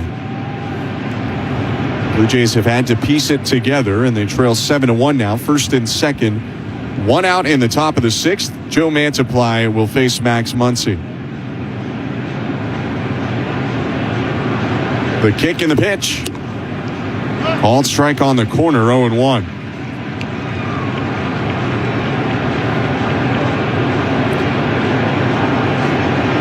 Muncy with a pair of hits and a run scored in the game. It's 2 for 3 overall. 0-1 pitch. Outside and low, 1 ball, 1 strike. It's been a busy week for Joe Mantiply with the Buffalo Bisons in Omaha, Nebraska, which is one of the few flights that the Bisons will take for a road trip given the lack of proximity to Nebraska. 1-1. Poked off the end of the bat, foul 1-2. It's also at this time a time where his kids, he's got 3 kids, had some time off school, so his wife and kids go to Omaha. They're spending the week with him. And he did make most of the week before he got the call Friday night that he was going to be headed to Chicago. Or Saturday night, rather. 1-2. Swing and a miss. Strike 3. He punches out Muncy with a change. And there are 2 down in the top of the 6th. Pretty good change up there, down and in. John Schneider jumps out of that dugout. I think that's going to be the last pitch that Mantiply throws as Tommy Nance is getting loose, but you got to be happy with that, I guess, if you're John Schneider. Just eating up a couple of innings here. Mantiply retires 2 batters of the 5 he faced, and still in this top of the 6th, he'll exit with runners on first and second and 2 outs. This pitching change is brought to you by Home Hardware, the official home improvement retailer for the Toronto Blue Jays, locally owned, genuinely Canadian. 7-1 Dodgers, and they're threatening in the top of the 6th. Let's go back to today's host. Here's Show Ali. Thanks, Ben. Let's check out that St. Louis Bar and Grill out-of-town scoreboard. Number of games in action right now across Major League Baseball. We'll check out some of those scores. Let's see. Bottom of the 9th. The Reds up 2-0 on the Miami Marlins. 2 outs in that game, actually. So Marlins down to their final out. Bottom of the 7th, now going to the top of the 8th. Cards and Nats tied at 3. The Padres leading the Pirates 4-0. That game's in the 8th inning. In the AL, the Orioles currently up 1-0 on the White Sox. Austin Hayes, by the way, was removed from that game with hamstring tightness. The Tigers and Twins, of course, the next team the Jays will play on the weekend. Bottom 4, that game tied at 3. And bottom of the 3rd inning, the Mariners and Rangers tied at 1. In the NHL, some more changes across a variety of teams. The Devils making a change. The team has announced that GM and president of hockey operations, Tom Fitzgerald, has been let go. Both parties releasing a statement saying it was a mutual decision to part ways. Fitzgerald having held that position since 2020. The Devils currently sitting outside of a playoff spot in the East. Blue Jays baseball, as always, brought to you by Crown Rust Protection. Back to the action at the Rogers Center. With the call, here's Ben Schulman and Chris LaRue. Thank you, Show. Tommy Nance on the hill. 7-1 Dodgers, first and second for LA with 2 outs in the top of the 6th inning. The big 6'6" right-hander will make his 5th outing of the season. Across 4 innings in his 4 appearances, he's allowed only 2 hits and 1 run. He's walked 2 and struck out 4. Fastball, curveball, slider for Tommy Nance. Curve is the nastiest pitch movement-wise, but the slider the more controllable of the breaking balls. And he will face Andy Pages here trying to put a bow on this 6th inning. The pitch to Pages. Down and away, ball 1. And Nance has kind of jumped into the year looking like midseason Tommy Nance for the most part. Right, he brings the glove up to his chin. Now he kicks in the 1-0. Down and away, 2-0. And he told me, regardless of what time of year it is, early, late, when he gets into a ball game, he just kind of feels the juices of it, the adrenaline, and snaps back into the same mode every time.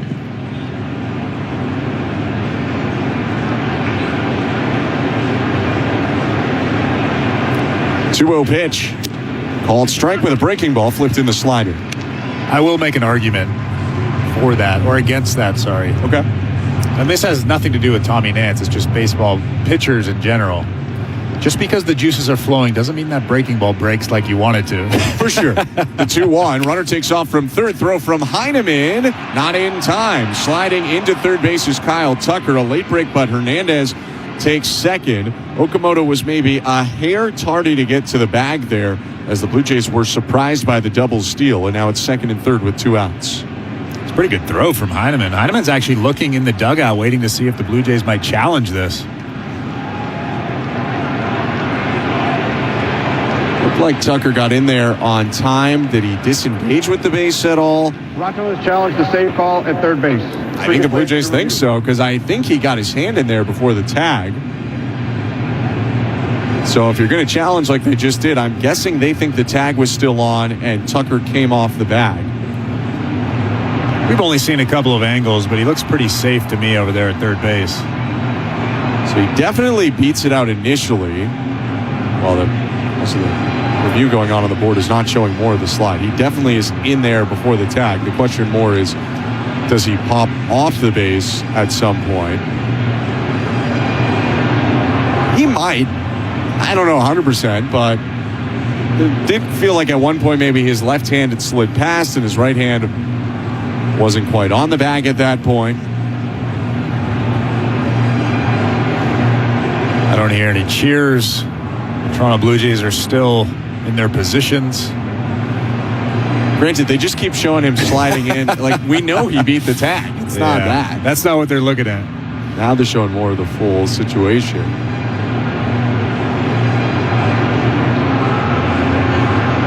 You know what? I said Okamoto was a little tardy. That's probably unfair. He was, for the most part, there looking at the replay on time to get the tag down. Just a bang play. The throw might have been a little bit high. Probably caught it at about his chest. After review, the ruling on the field is confirmed. The runner is safe. Toronto loses its challenge. The ruling on the field confirmed, meaning they know 100% he was safe after video review, and the Blue Jays lose their challenge. It's a 3-1 count after that pitch. Runners on second and third and 2 down. First base is open, so if you're Nance, you don't have to go right at Pages. 7-1 Dodgers, 2 in scoring position, the 3-1. He's slammed out to right center field. Varsho back at the warning track, and that ball one hops into the fence, fielded by Miles Straw. Tucker and Hernandez score. Pages with a 2-run double. It's 9-1 Dodgers in the top of the 6th. I mean, that swing right there is really showing off the growth of Pages and the potential that he has. Just a good slider down and away, and he just hammers that thing. One hops the wall out in right field. He's going to be a really, really good player. Look at that approach. Not trying to do too much. The front shoulder stays in, and he just hammers that thing the other way. We didn't see that swing in the World Series last year. Nope.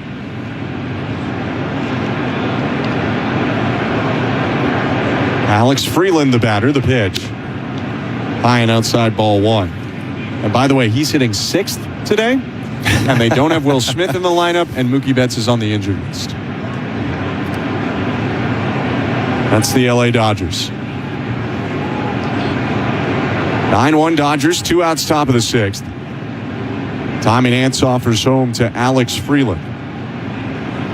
Outside. All 3 runs in this inning so far will be charged to Joe Mantiply, by the way. Those were inherited runners for Nance, but Nance now responsible for Pages on second.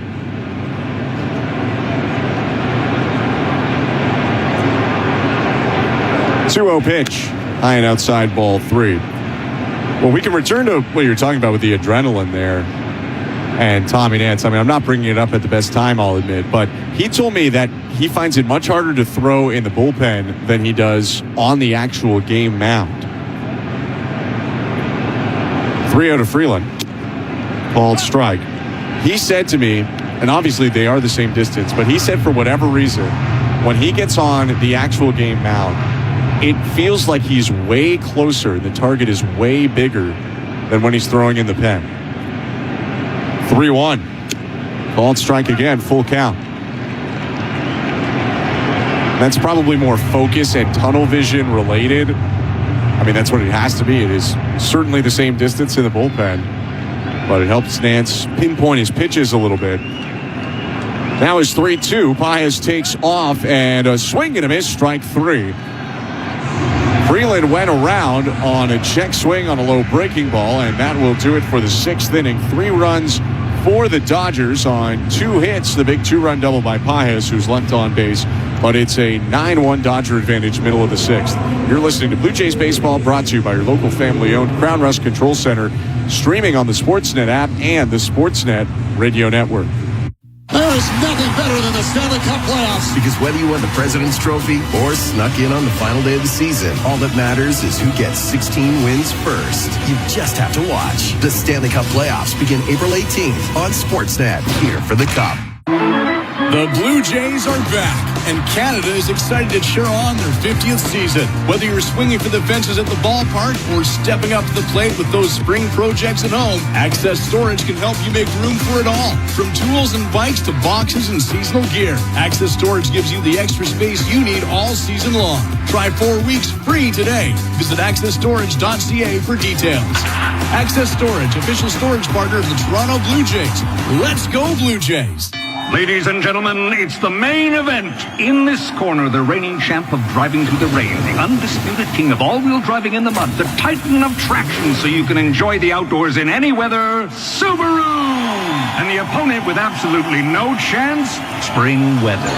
This no contest is brought to you by your local Subaru dealer. It's the all-weather drive event with lease rates as low as 1.49%. Conditions apply. See dealer for details. With all-wheel drive traction control and class-leading safety, uncommon comes standard. This is Toronto Blue Jays baseball. They got him. A strike him out, throw him out, double play. On Sportsnet 590 The Fan and the Sportsnet Radio Network. Bottom of the 6th inning, and the Dodgers just keep piling on. They're up 9-1 now on the Blue Jays. Dodgers will have a new pitcher take over. Red-bearded Will Klein is on for LA. He'll face Kazuma Okamoto to start the inning. The pitch, hit foul to the right, 0-1. This pitching change is brought to you by Home Hardware, the official home improvement retailer for the Toronto Blue Jays. Locally owned, genuinely Canadian. Klein with a big breath. The wind in the 0-1 pitch. Okamoto takes a breaking ball for a strike, 0-2. Klein, most famous for his 4 scoreless innings in Game 3 of the World Series last year, that 18-inning marathon. 0-2. Line to right center, down for a base hit. Okamoto pokes it the other way. And he's going to think about second. A big turn as that ball was in the gap, but he hangs on to first. Leadoff hit for the Blue Jays, and actually their first hit since the first inning. It's good to see him making good contact on high velocity. That was 98 miles an hour down and away, and he's able to just rip that thing the other way. That's what he looked like early on in the season, and then the scouting report changed. The way pitchers pitched him changed. Maybe he's back on track. He leads off first, 9-1 Dodgers, no outs. Ernie Clement up. Klein's pitch.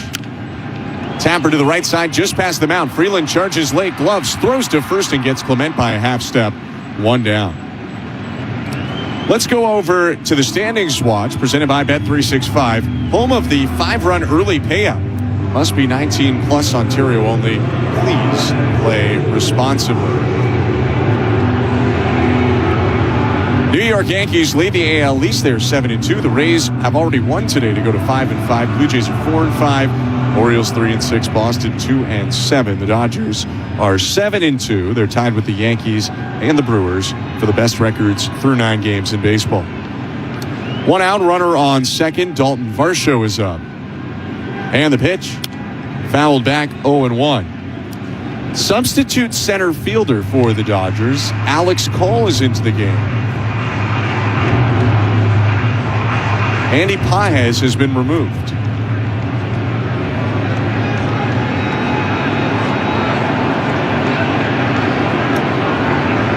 A 1 pitch. High and outside, 1-1. Now, typically, if you have a big lead and you rest your guys, you're picking the veterans, not the guy in his mid-20s. Potentially could be something else there with Paez. 1-1 to Varsho. Swing and a missile, right center field. Call on the run. Slows up, makes the catch just in front of the track. Okamoto goes back to the bag to tag and will jog into third. And he is 90 feet away from scoring as Varsho jogs back to the Blue Jay dugout. That was a well-struck liner, just didn't fall for Dalton Varsho, too. Yeah, unfortunately, that ball didn't fall in, but that's a good swing from him, hammering that ball out to center field. Alex Call coming down with it, but if you asked Dalton Varsho after the game, would you rather a line out like that or a broken bat bleeder? And I'm sure he would want a broken bat bleeder at this point. 3 hits tonight for the Blue Jays, down 9-1. Runner on third, 2 down, bottom of the 6th. The pitch, called strike.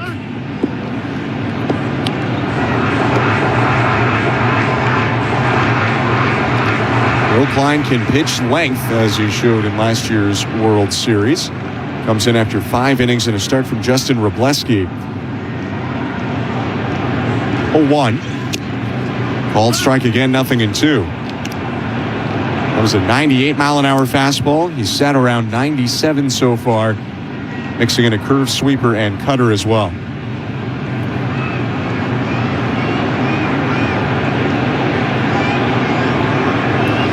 Oh-2 pitch. High, 1 ball and 2 strikes.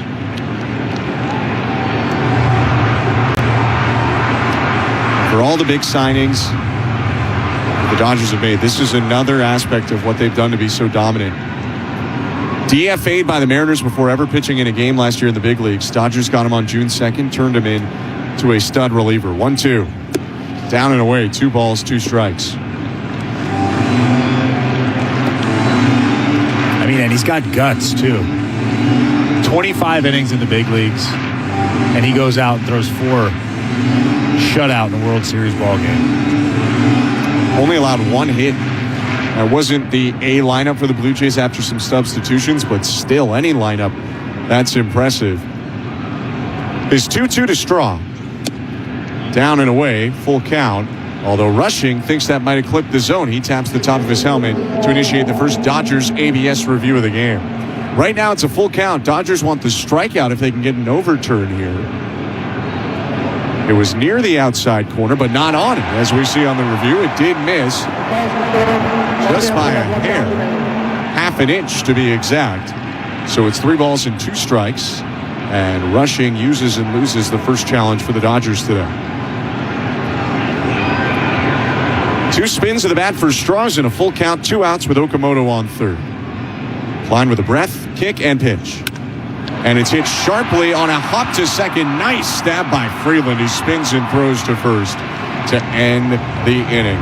No runs, a hit, 1 left on base. On to the 7th we go, 9-1 Dodgers. You're listening to Blue Jays Baseball, brought to you by your local family-owned Crown Rust Control Center, streaming on the Sportsnet app and the Sportsnet Radio Network. Barger needed a place to stay right before Game 1 of the World Series, and so I offered him my pull-out couch, and yeah. The first ever pitch hit grand slam in World Series history.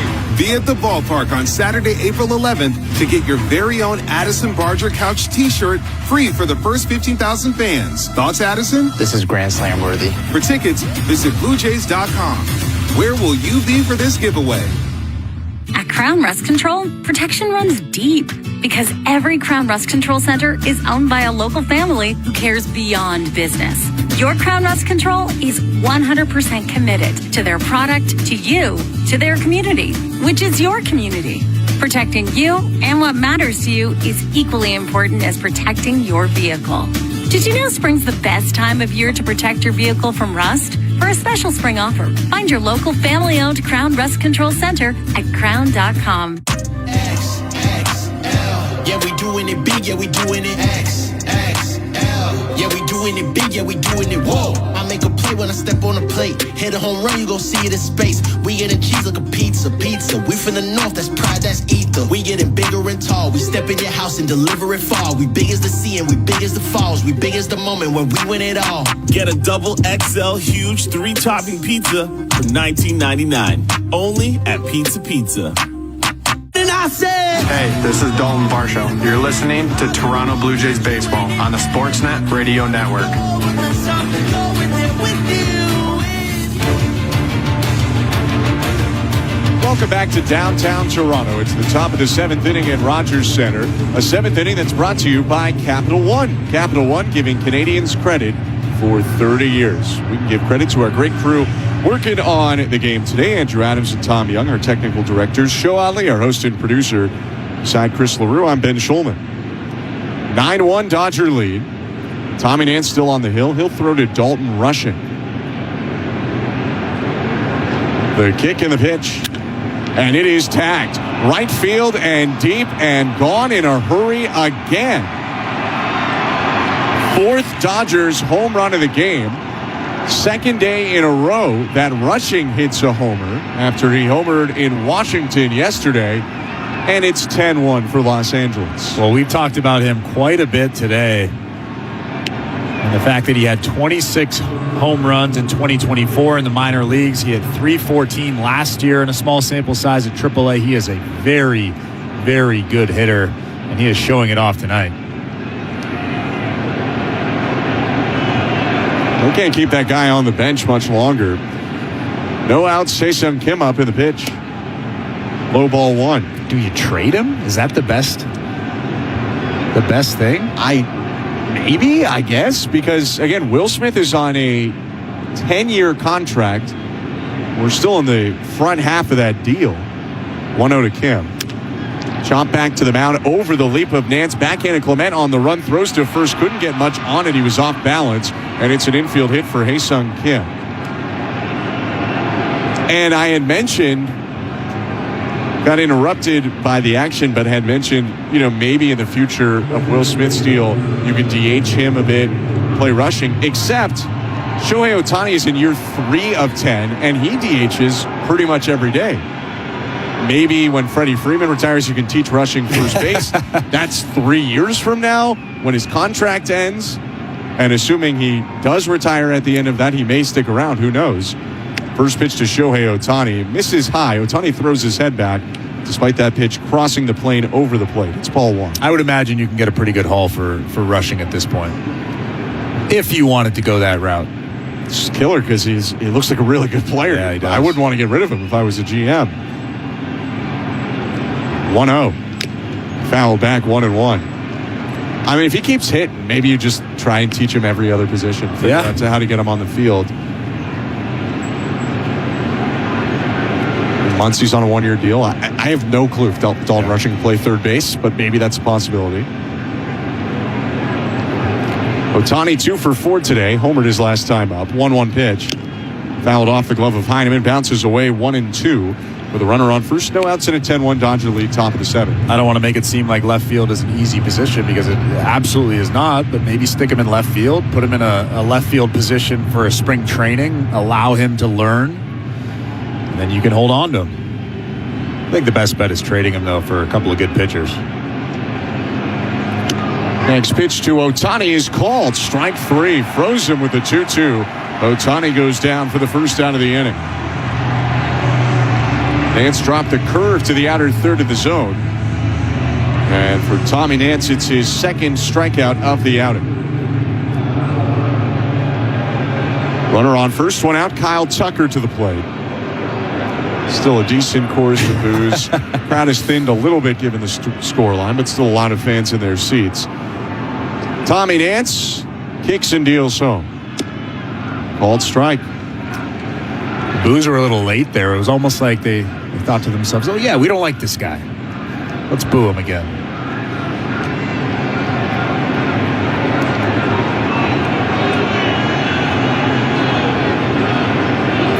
Oh, 1. Broken bat, flare to first over the head of Guerrero, down in right field. Kim stops at second base. Tucker snaps his lumber, but he has his first hit of the series. That's a tough one for Tommy Nance. A really nice pitch on the inside part. Just shatters Tucker's bat. Now you have runners at first and second. Freddie Freeman coming to the plate, just 1 out in the inning.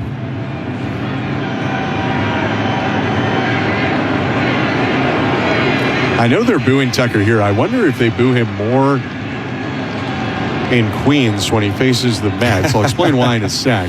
Freddie Freeman up, first and second, one out. Nance looks to second and the pitch home to Freeman, swing and a miss, strike one. So Tucker obviously picks the 4-year, $240 million from the Dodgers over the Blue Jays 10 by $350. Blue Jays offered more total money, but Tucker gets almost double the average annual value or money per year with the Dodger deal. 0-1, inside, 1 ball, 1 strike.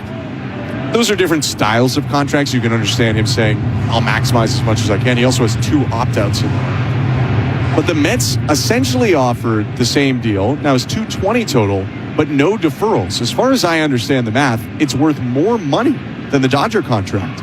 1-1, and Freeman jacks one. Right center field indeed. Straw turns at the wall. It's off the top of the fence. Coming around third base, Kim in to score. Around to third goes Tucker. RBI double for Freeman, who's shaking his hips toward right field at the Dodger bullpen. It's 11-1 LA. It's just a gauntlet. I mean, we talked about this at length already tonight, but 1 through 6 is just an absolute gauntlet. You have to get 7, 8, 9 out. It's actually not a bad pitch from Tommy Nance. It's a slider on the inside part of the plate. Freddie Freeman just has such quick hands, and he rips that thing off the wall in right center. Likely a future member of the 3,000 hit club. Freddie Freeman on second and third, 1 out. Pitch to Teoscar Hernandez is low ball 1. Dodgers leading by 10 runs. So to return to Tucker, I mean, if you're a Blue Jay fan, you could say to yourself, okay, well, he just took a different structure of deal. It appears that he just would rather have played for the Dodgers than the Mets, as the 1-0 pitch is fouled back 1-1. Again, he hasn't said that. I don't want to assert that he said that. But as far as I understand it, with the $30 million deferred off his 4-year, $240 million contract, the money is comparable or potentially even less than what he would have got from the Mets.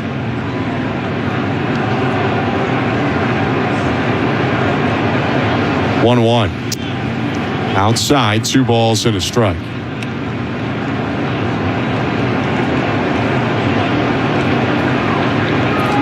Teoscar Hernandez back up.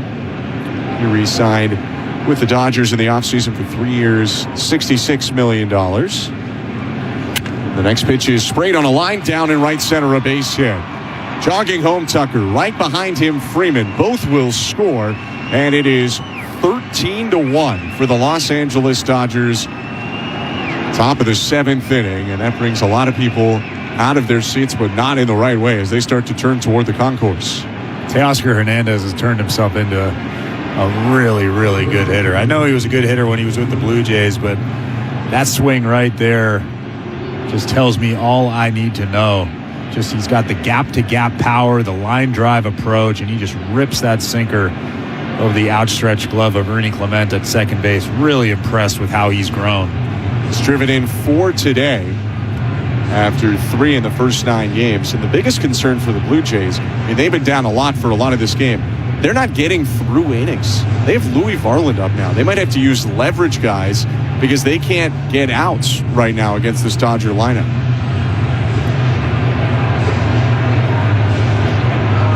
It was 77 pitches for Josh Fleming in 3 innings, about 26 pitches an inning. Then Mance applied 25 pitches in 2/3 of an inning.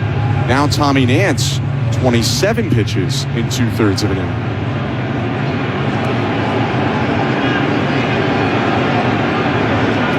Max Muncy to the plate, a 4-run frame for the Dodgers. They've scored in all but 1 inning of this game. And the first pitch to Muncy is in there, strike 1.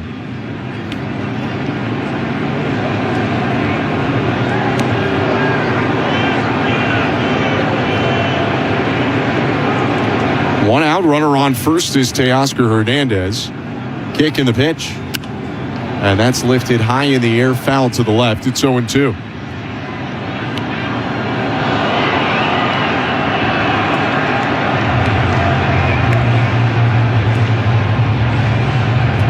Heavy infield shift toward first base.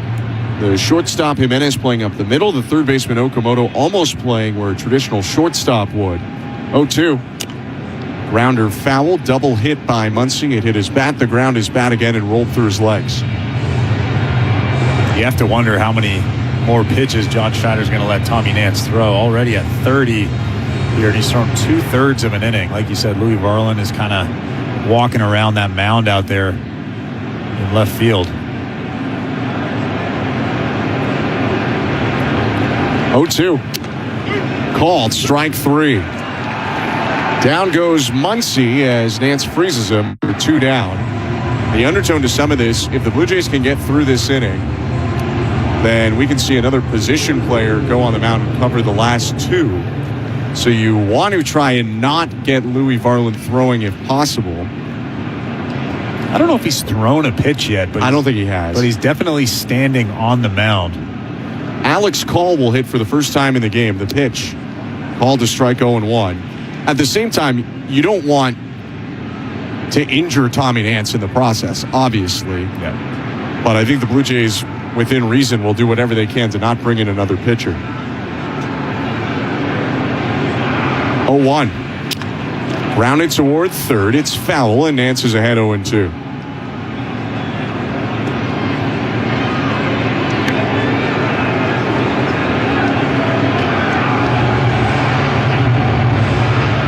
I don't know if Heineman would pitch. He's already in the game as the catcher.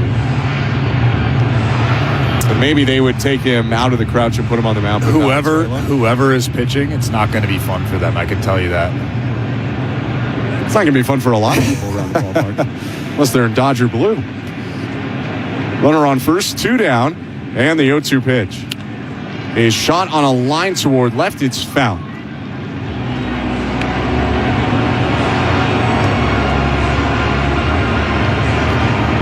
We welcome you to the Timbermart broadcast booth, by the way. Strong build, start in the dugout with the right game plan and the right materials. From framing, lumber to finishing supplies, your local Timbermart helps you build with confidence from the ground up. That's a home run build at Timbermart, Canada's building center.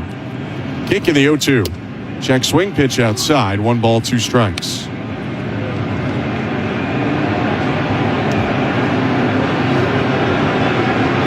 "35 pitches now for Tommy Nance. He's pitched a full inning going back to the 6th when he got the last out. His 1-2 is lifted to shallow right center. Varsho and Straw coming in. Clement going out. Makes the over-the-shoulder backhanded catch to end the inning. The Dodgers score 4 more runs. Dalton Rushing started it with a big home run, and it's 13-1 Los Angeles, middle of the 7th. You're listening to Blue Jays Baseball, brought to you by your local family-owned Crown Rust Control Center, streaming at sportsnet.ca and the Sportsnet Radio Network. Not tomorrow, not someday. Start your home improvement project today.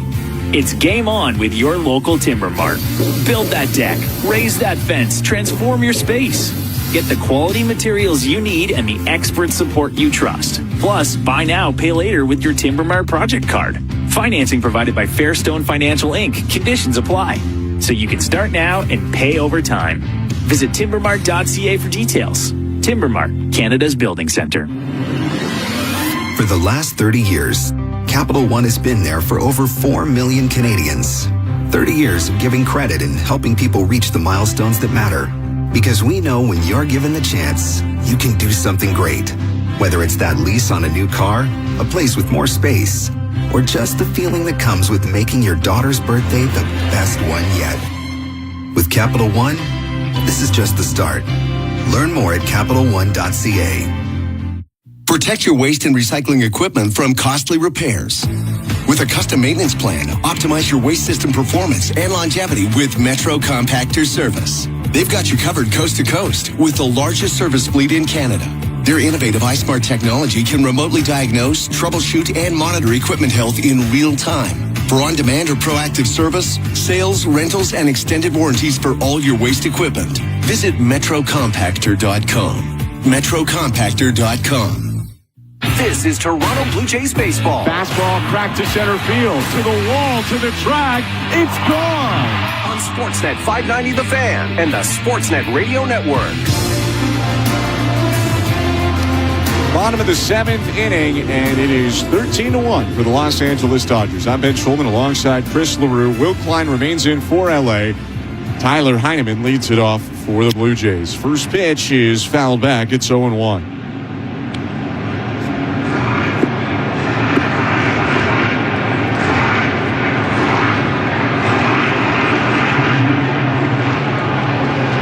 Heineman today 0 for 2, a pair of groundouts. Switch hitter is batting left. First time he hits left in the game. 0-1. Fouled back 0-2.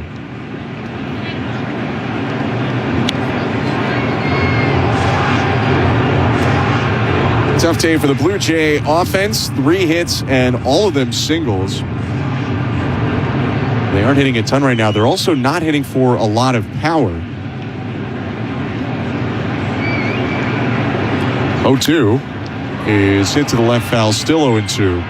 Entering today's game, over 3/4 of the Blue Jays' hits this year had been singles, which was the highest percentage among all teams in Major League Baseball.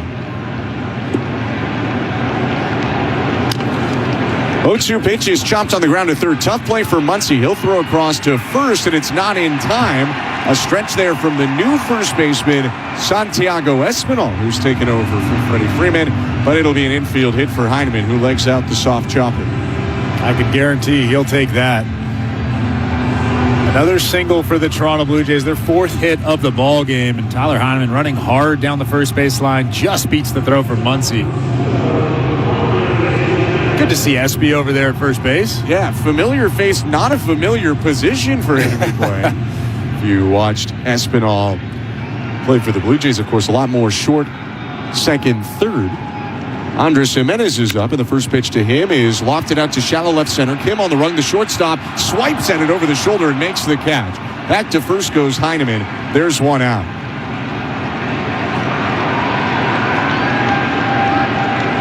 I don't think the Blue Jays are likely to go to 4-6 because they've been unlucky, but I do think the Blue Jays have been unlucky. I think it's compounded with them not playing their best baseball.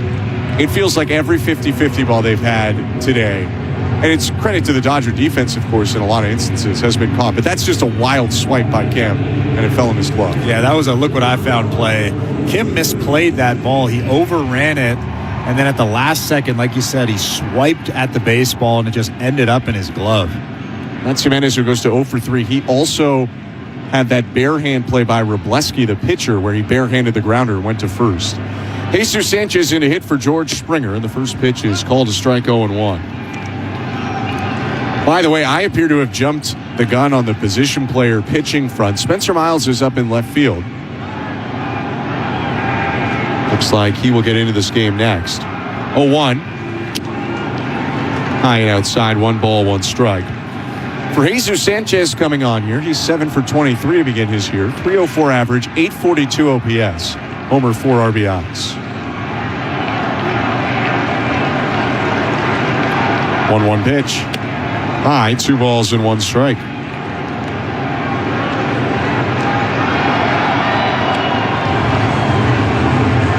New baseball for Will Klein, the right-hander. And it looks like no hold by Espinal, the first baseman. He will play behind Heineman. Briefly former teammates, Espinal and Heineman. 2-1. Swing and a miss. Huge hack there by Sanchez at 98, elevated in the zone. 2-2. Tyler Heineman actually gave a tap on the backside to Espinal when he got over to first base.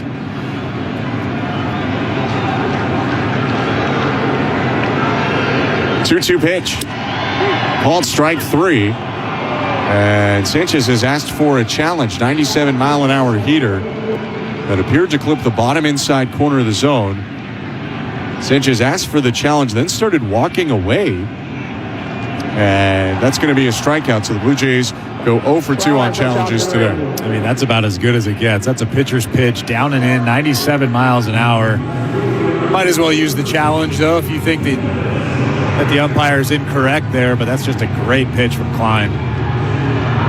Not a lot of high leverage, it feels like, left in this game. So may as well fire it off. 2 outs, runner on first, and the pitch to Davis Schneider. Ben's in there for a strike 0-1.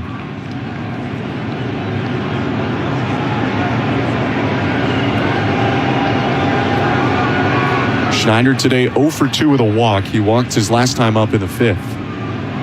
0-1. Called strike.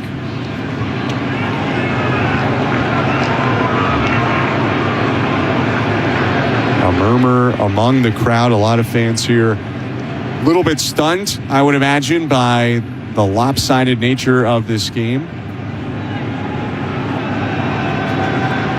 0-2 pitch.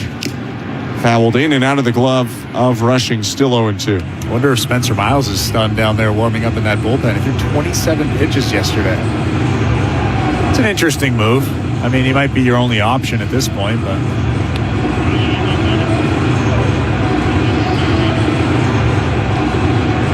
He's a guy who, in the limited time in his career, has pitched at a little bit of length,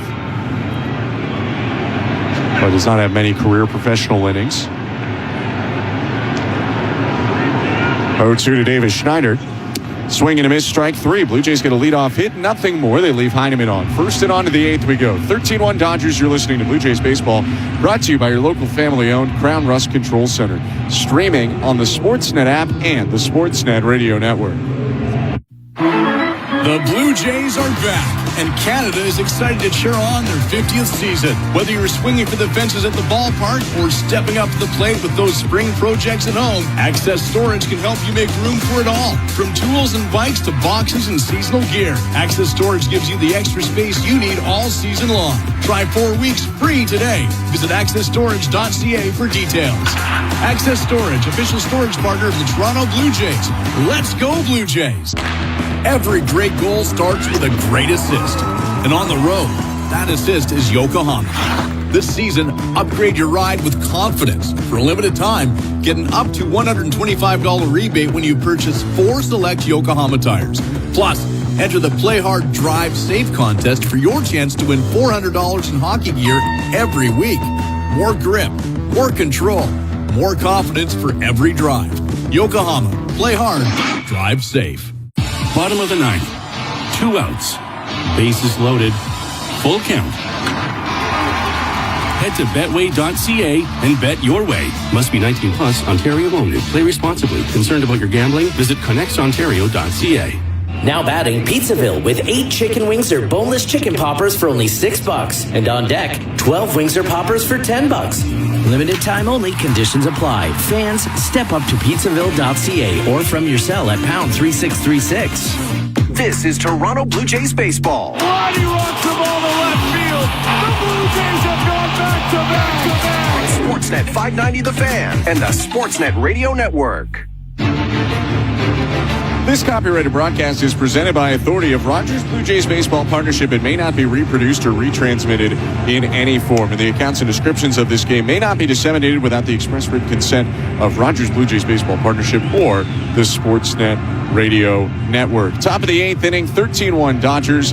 The eighth inning is brought to you by Capital One. Capital One, giving Canadians credit for 30 years. Spencer Miles will enter for the Blue Jays here in the eighth inning. Bottom third of the Dodger order due up.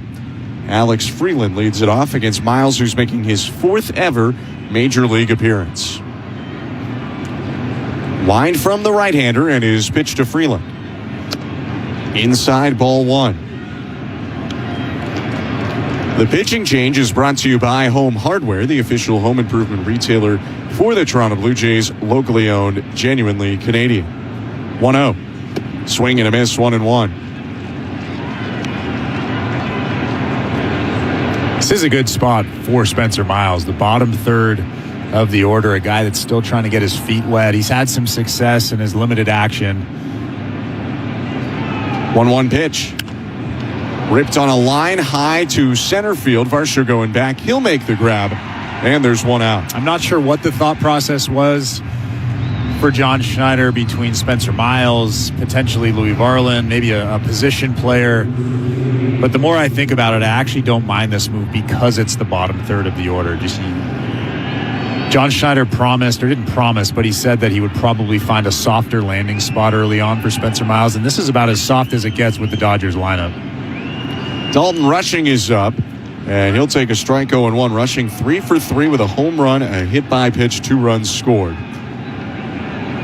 Miles did go 27 pitches yesterday, so you'd imagine he's not long for this game.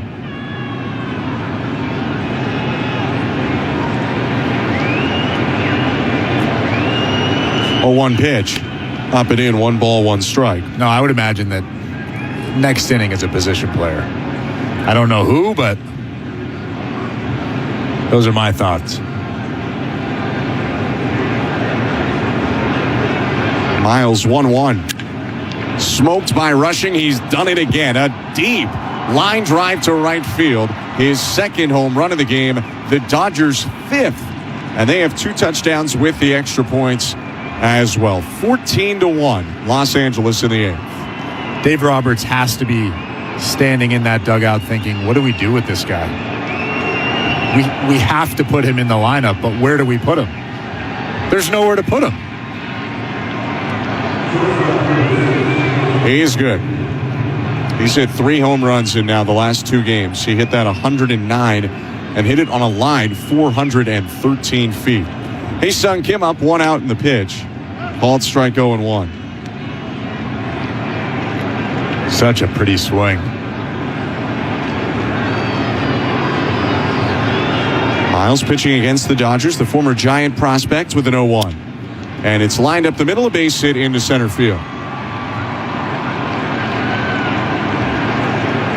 Bottom of the order has been lethal today for the Dodgers between Rushing and Kim. That Kim single is the 6th hit they've had in 10 plate appearances, adding a hit by pitch and a walk as well. The bottom 2 have reached 8 of 10 times. They've honestly been more productive than the top 2 in the order for the Dodgers, although everyone's been pretty good for them today. 1 out, Shohei Ohtani up. And the pitch. Hit back foul, 0-1. Okay, so on paper, it's the soft part of this order. Yeah, I don't know how many soft landings there are with this whole team. Yeah. Rushing especially. I mean, he's just really talented. Runner on first, no hold on him, the 0-1. Called a strike. Ohtani stiffened up like it was going to hit him, and then it landed in the strike zone. It's 0-2. Do we know if he's an above-average defender? He's a pretty solid defender in terms of the physical attributes. 0-2. Swing and a miss, strike 3. Ohtani down on 3 pitches, and there are 2 outs. He's strong rushing, at least last year. It's kind of early this year to see the returns yet. Last year, he was stronger in the run game controlling and a little bit weaker in the framing and blocking category. So a solid catcher at 25 years old. But a really good hitter, so he has to be in the lineup. You can take that. 2 down, Kyle Tucker to hit 14-1 for the Dodgers. Hae-Sung Kim on first, and the pitch is fouled back by Tucker, 0-1. And again, for all the money, they drafted that guy, Dalton Rushing. They spend a lot. It helps them win, no doubt. It really elevates the floor on the team, I think. But it's not the only way that they have built this team. 0-1. Check swing. Peel down to third. He did go. No balls and 2 strikes. Yeah, no, there's no denying that they have good player development. I mean, they're a lot like the Tampa Bay Rays in that sense. 0-2 count and 2 outs. Their president, by the way, Andrew Friedman, formerly of the Rays. And the 0-2. Lifted down the left field line. It's getting a look from Schneider, who sprints to that high wall, but it goes into the seats foul. Still 0-2. You go through it. Betts was traded to them. Wasn't a guy that they initially signed for a lot of money. Max Muncy, they picked up after the A's had let him go. Teoscar Hernandez, they got on a 1-year deal because he had struggled with Seattle. It wasn't like they went way over the offers of other teams for him. 0-2. High, 1 ball and 2 strikes. Andy Paez, a solid amount for an international signing, $300,000. Not like other teams couldn't have contended with that. Alex Freeland, drafted. Dalton Rushing, drafted. On the pitching side, they have beefed it up a lot with outside additions. 1-2. Chopper hit to first base, backs up Guerrero. He backhands, throws overhand to the covering Miles, who steps on the bag, gets Tucker, and ends the inning. Dodgers add another on his second Dalton Rushing home run of the game. And on to the bottom of the 8th we go. 14-1 Dodgers. You're listening to Blue Jays Baseball, brought to you by your local family-owned Crown Rust Control Center, streaming at sportsnet.ca and the Sportsnet Radio Network. Digging into some landscaping? At Home Hardware, we've got a wide range of soil and mulch, fertilizers and composting, gardening tools, and everything you need to make your yard beautiful. But the allergy control. Find everything you need for your next project and earn and redeem Scene Plus points at over 1,000 Home Hardware and Building Center locations. All locally owned and genuinely Canadian. Junior J's Sundays, where kids can live their big league dreams. Where will you be on Junior J's Sundays? It's family fun throughout the ballpark with games and activities for kids of all ages. I know I can. Be what I want to be. Be here for the next Junior J's Sunday. Presented by the Ontario Honda Dealers Association. If I work hard at it, I'll be where I want to be. Why switch to a Leva Sleep Adjustable bed? Because it's a better bed. Better than your regular bed. Better than your snoring partner bed. Better than your pillow wall bed. Definitely better than the couch. A Leva Sleep Adjustable bed is better because you can adjust your side of the bed your way and their side of the bed to the anti-snore preset. Better your relationship when you better your bed with a Leva Sleep Adjustable bed. See why it's better. Visit one of our 6 Leva Sleep showrooms or levasleep.com. This is Toronto Blue Jays baseball. Swing and a miss, strike 3. How about 99 right down the middle, beats Manzardo. On Sportsnet 590 The Fan and the Sportsnet Radio Network.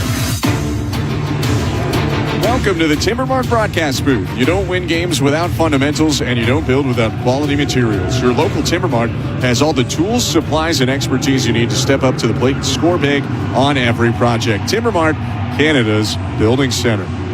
Edgardo Enriquez is into the game for the Dodgers. The young, hard-throwing right-hander comes on to face Vladimir Guerrero Jr. 14-1 Dodgers, bottom of the 8th.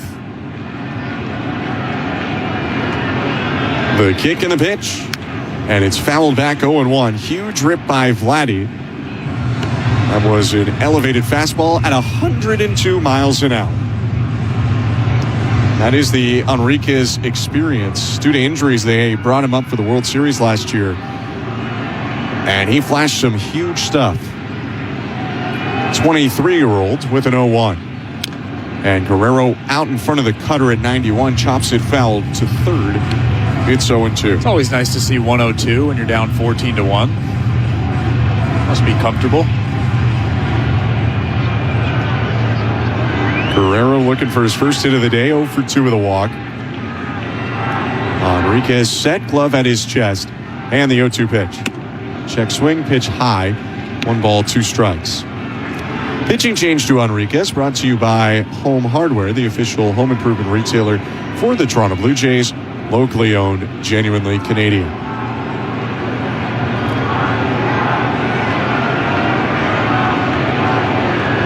1-2.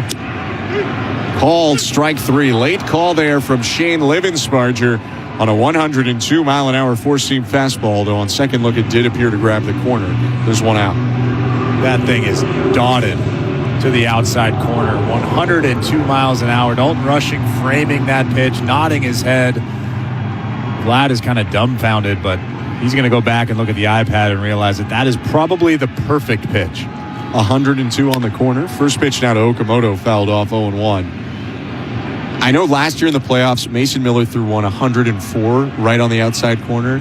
So I think Enriquez just threw about the second most effective pitch of all time. 23-year-old, an international signing from Venezuela. 0-1. Check swing, pitch down and away, appeal down to first. No swing, says Dan Merzel, a ball and a strike. In a second, we'll go to the out-of-town scoreboard.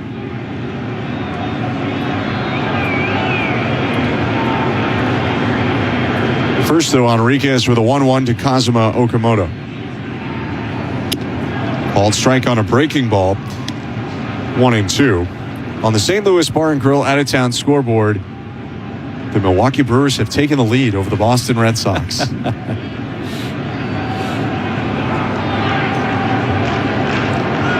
1-2 pitch. Swing and a miss, strike 3. Down goes Okamoto. 2 outs. I really don't mean this personally to the Red Sox. Just sometimes when you're having a bad day, you need to look at someone worse. And the Red Sox are now down 7-5 to the Brewers. In danger of dropping to 2-8. Garrett Mitchell with a 2-run single in the 8th inning off of Garrett Whitlock. He was the better Garrett in that matchup. 2 outs, space is empty. Bottom of the 8th, and the pitch to Ernie Clement. In there, strike 1. The latter stages of this game. With us in the booth right now, Jeff Blair. Blair and Barker coming up after the show. I'm going to guess you have thoughts, so you can text them in already or call into the show. 0-1. High and outside. 1 ball, 1 strike. Text in at 590. Name and location, standard message and data rates may apply. 1-1 to Clement.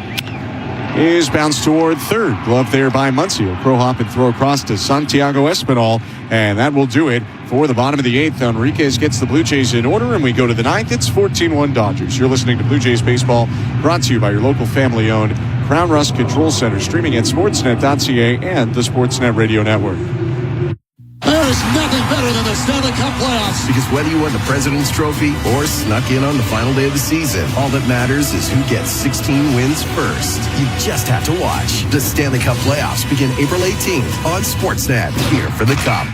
Get ready, Central Alberta. It's a big deal event at Lacombe Ford. Right now, you can drive away in the all-new 2026 Bronco Sport for just $98 a week plus GST OAC. This rugged SUV is built for adventure with standard 4x4 capability, GOAT modes to tackle any terrain, and a spacious tech-loaded interior. Find your new Bronco Sport at Lacombe Ford for only $98 a week. It's a big deal event on now. Real people, real rewards, real easy. LacombFord.com.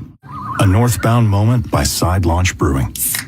Everything up here just makes sense. Yeah, even the loons make sense.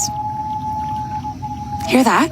Sounds like pass me a northbound lager. Northbound lager. Loons, they really get me. Sure they do. You can escape to the north with Side Launch Northbound Lager. Crisp and refreshing, proudly crafted in Ontario. Found at LCBO and beer stores. Protect your waste and recycling equipment from costly repairs. With a custom maintenance plan, optimize your waste system performance and longevity with Metro Compactor Service. They've got you covered coast to coast with the largest service fleet in Canada. Their innovative iSmart technology can remotely diagnose, troubleshoot, and monitor equipment health in real time. For on-demand or proactive service, sales, rentals, and extended warranties for all your waste equipment, visit metrocompactor.com. metrocompactor.com. This is Toronto Blue Jays baseball. 10 Ks today for Kevin Gausman in 7 scoreless innings. On Sportsnet 590 The Fan and the Sportsnet Radio Network. Well, for the first time since the first inning, this Blue Jays crowd is roused into a cheer. They're trailing 14-1 on the Blue Jays going to the 9th. But we have a new pitcher that's excited the crowd. Tyler Heineman, the catcher, has come out from behind the plate. He lobs the first one in, and it's called a ball as Santiago Espinal hits for the Dodgers 1-0. Brandon Valenzuela has subbed in behind the plate. Now the 1-0 is called a strike, 1-1. Pitching change brought to you by Home Hardware, the official home improvement retailer for the Toronto Blue Jays, locally owned, genuinely Canadian. Swing at the 1-0, and it's fouled back by the one-time All-Star with the Blue Jays, Espinal. 1-2. A little bit tardy with that swing by Espy. Yeah, his first time up there. Still getting used to it. 1-2. Swing and a line drive right center. Varsho on the run, reaches out and makes the catch. 1 down. That was like a slow pitch softball swing. Espinal double stepped. He stepped again as he waited on it and then lined it out to right center. And Heineman has retired the first batter he's faced. I think that pitch there was a little bit slower. That was 38 miles an hour. Am I right with that? I guess so. I'll believe the board. Yeah, 38, maybe 39 if you round up. Pitch to Teoscar Hernandez is called a strike 0-1. Gassed up to 70 there. Former teammate Hernandez as well. And Heineman surprises him with the heater. 0-1. Lobbed in, misses down and away. 1 ball, 1 strike.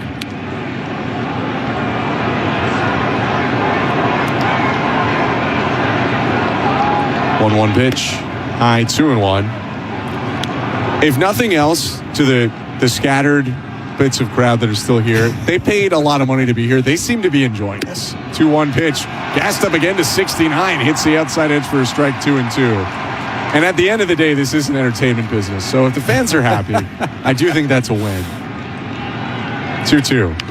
Foul back. 78 from Heineman. He's not messing around out there. So I know you're having a lot of fun right now, Ben. It's the only thing I can do. But the thing that scares me is as a position player, when you gas up like that, you're potentially hurting yourself. Or you will potentially hurt yourself. 2-2 pitch is hit on the ground is short. Jimenez up with it. Crow hops throws to first. 2 down. I mean, notably, and I do see some people, and I understand the question to ask, why aren't they at least trying to get some outs? Notably, Ryan Goins years ago did hurt himself pitching for the Blue Jays. And so, as much as it is a bummer to watch a position player get hit around, there's no reason for a guy to get hurt throwing in a 13-run game. 2 outs, the pitch to Max Muncy is hit on the ground. Backhanded Guerrero, underhand flip to Heineman. Muncy is running as Heineman steps on the bag. And a big punch out from Dan Merzel, the first base up to end the inning. Interesting to see Muncy leg that one out and almost stomp the foot of Heineman. But Heineman retires the Dodgers in order. And some words, I think, between Heineman and the Dodger dugout there as they nearly had a collision at first. But that'll do it for the top of the ninth. 14-1 Dodgers on to the bottom of the ninth we go. You're listening to Blue Jays Baseball, brought to you by your local family-owned Crown Rush Control Center, streaming at sportsnet.ca and the Sportsnet Radio Network. There is nothing better than the Stanley Cup playoffs. Because whether you won the President's Trophy or snuck in on the final day of the season, all that matters is who gets 16 wins first. You just have to watch. The Stanley Cup playoffs begin April 18th on Sportsnet, here for the Cup. Heard of Uline? You know, the have-it-all in-stock, ready-to-deliver shipping and industrial supply specialists. The company that does things for you that are unheard of, like keeping 41,000 items in stock in our own warehouses. With customer service reps on the line to get you what you need, when you need it, 24/7, 365, every time. Maybe you heard it here first. Want to hear more? Visit uline.ca. ULINE, your shipping and industrial supply specialists. This is Toronto Blue Jays baseball. Swing and a miss, strike 3. Blue Jays win it 3-1 on Sportsnet 590 The Fan and the Sportsnet Radio Network.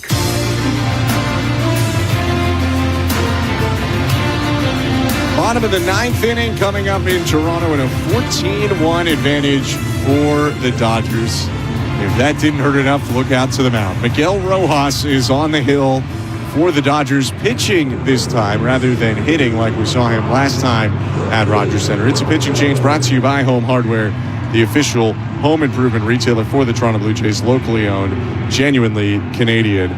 Rojas will come in to face Varsho Straw Heineman. First pitch is hit on a line by Varsho, right center field, down for a base hit.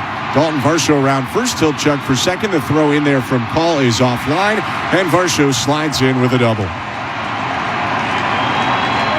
He's had a couple of good swings tonight. He lined out to center field. I know he's facing a position player right now, so it's a little bit different, but the result was still pretty good. A nice flat swing.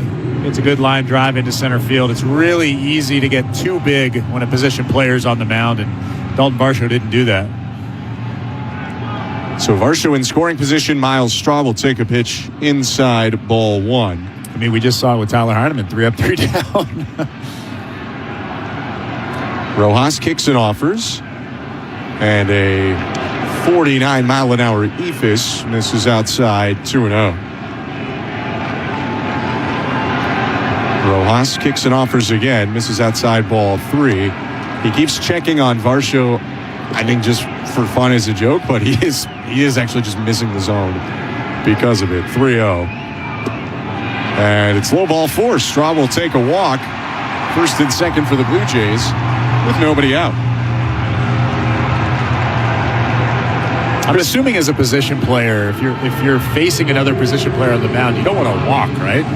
You want to get your hacks in. I guess I kind of understand, like, if you don't throw anything close, why am I going to go hurt my average?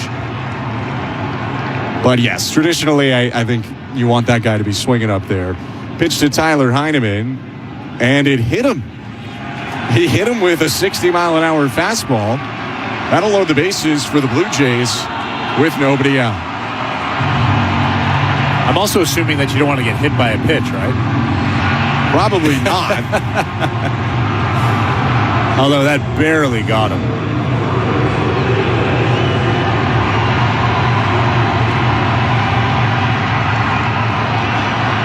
It's lopsided, but this building still believes right now. 14-1, bottom of the ninth. Base is empty, no outs. Another pitch. This is way high and outside. That went to Andres Jimenez, 1-0. I just saw some guys in the first row look at each other and give a big high five. Next pitch poured over right down the middle for a strike, 1-1. And one guy was screaming, "Let's go, let's go." It's electric in here. 1-1. Grounded left side. Fielded by Muncy, tried to go to second. No one was there. He'll throw to first to get Jimenez. In to score. Varsho up to third. Straw up to second. Heineman. And the Blue Jays get their second run of the game on a 5-3 force out. It's an RBI for Jimenez, and it's 14-2.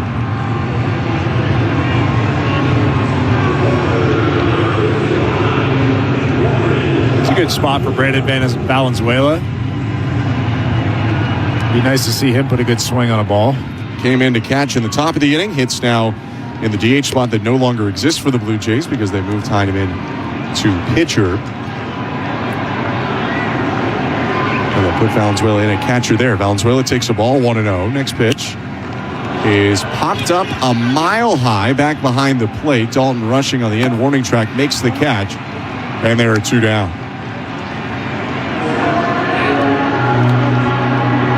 Well, simply put, this has not been a very good day for the Toronto Blue Jays. They are trailing 14-2. They're down to their final chance here to keep this game going. And it's a game where not a lot went right. Pitch to Davis Schneider. High ball, 1. Second and third and 2 outs. 14-2 for the Dodgers. Rojas offers, and Schneider takes down and away 2-0.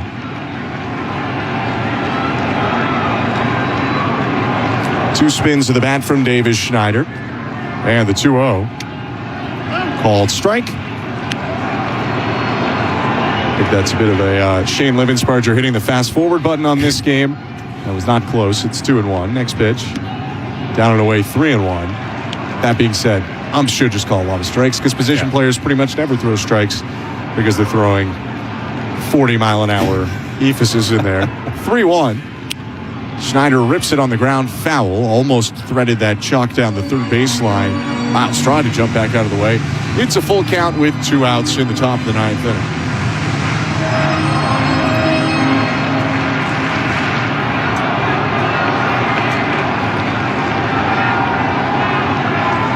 Three-two. Swing in a deep drive, left field, but it'll hook foul. Schneider looking for it all there, and they will remain at a 3-ball, 2-strike count.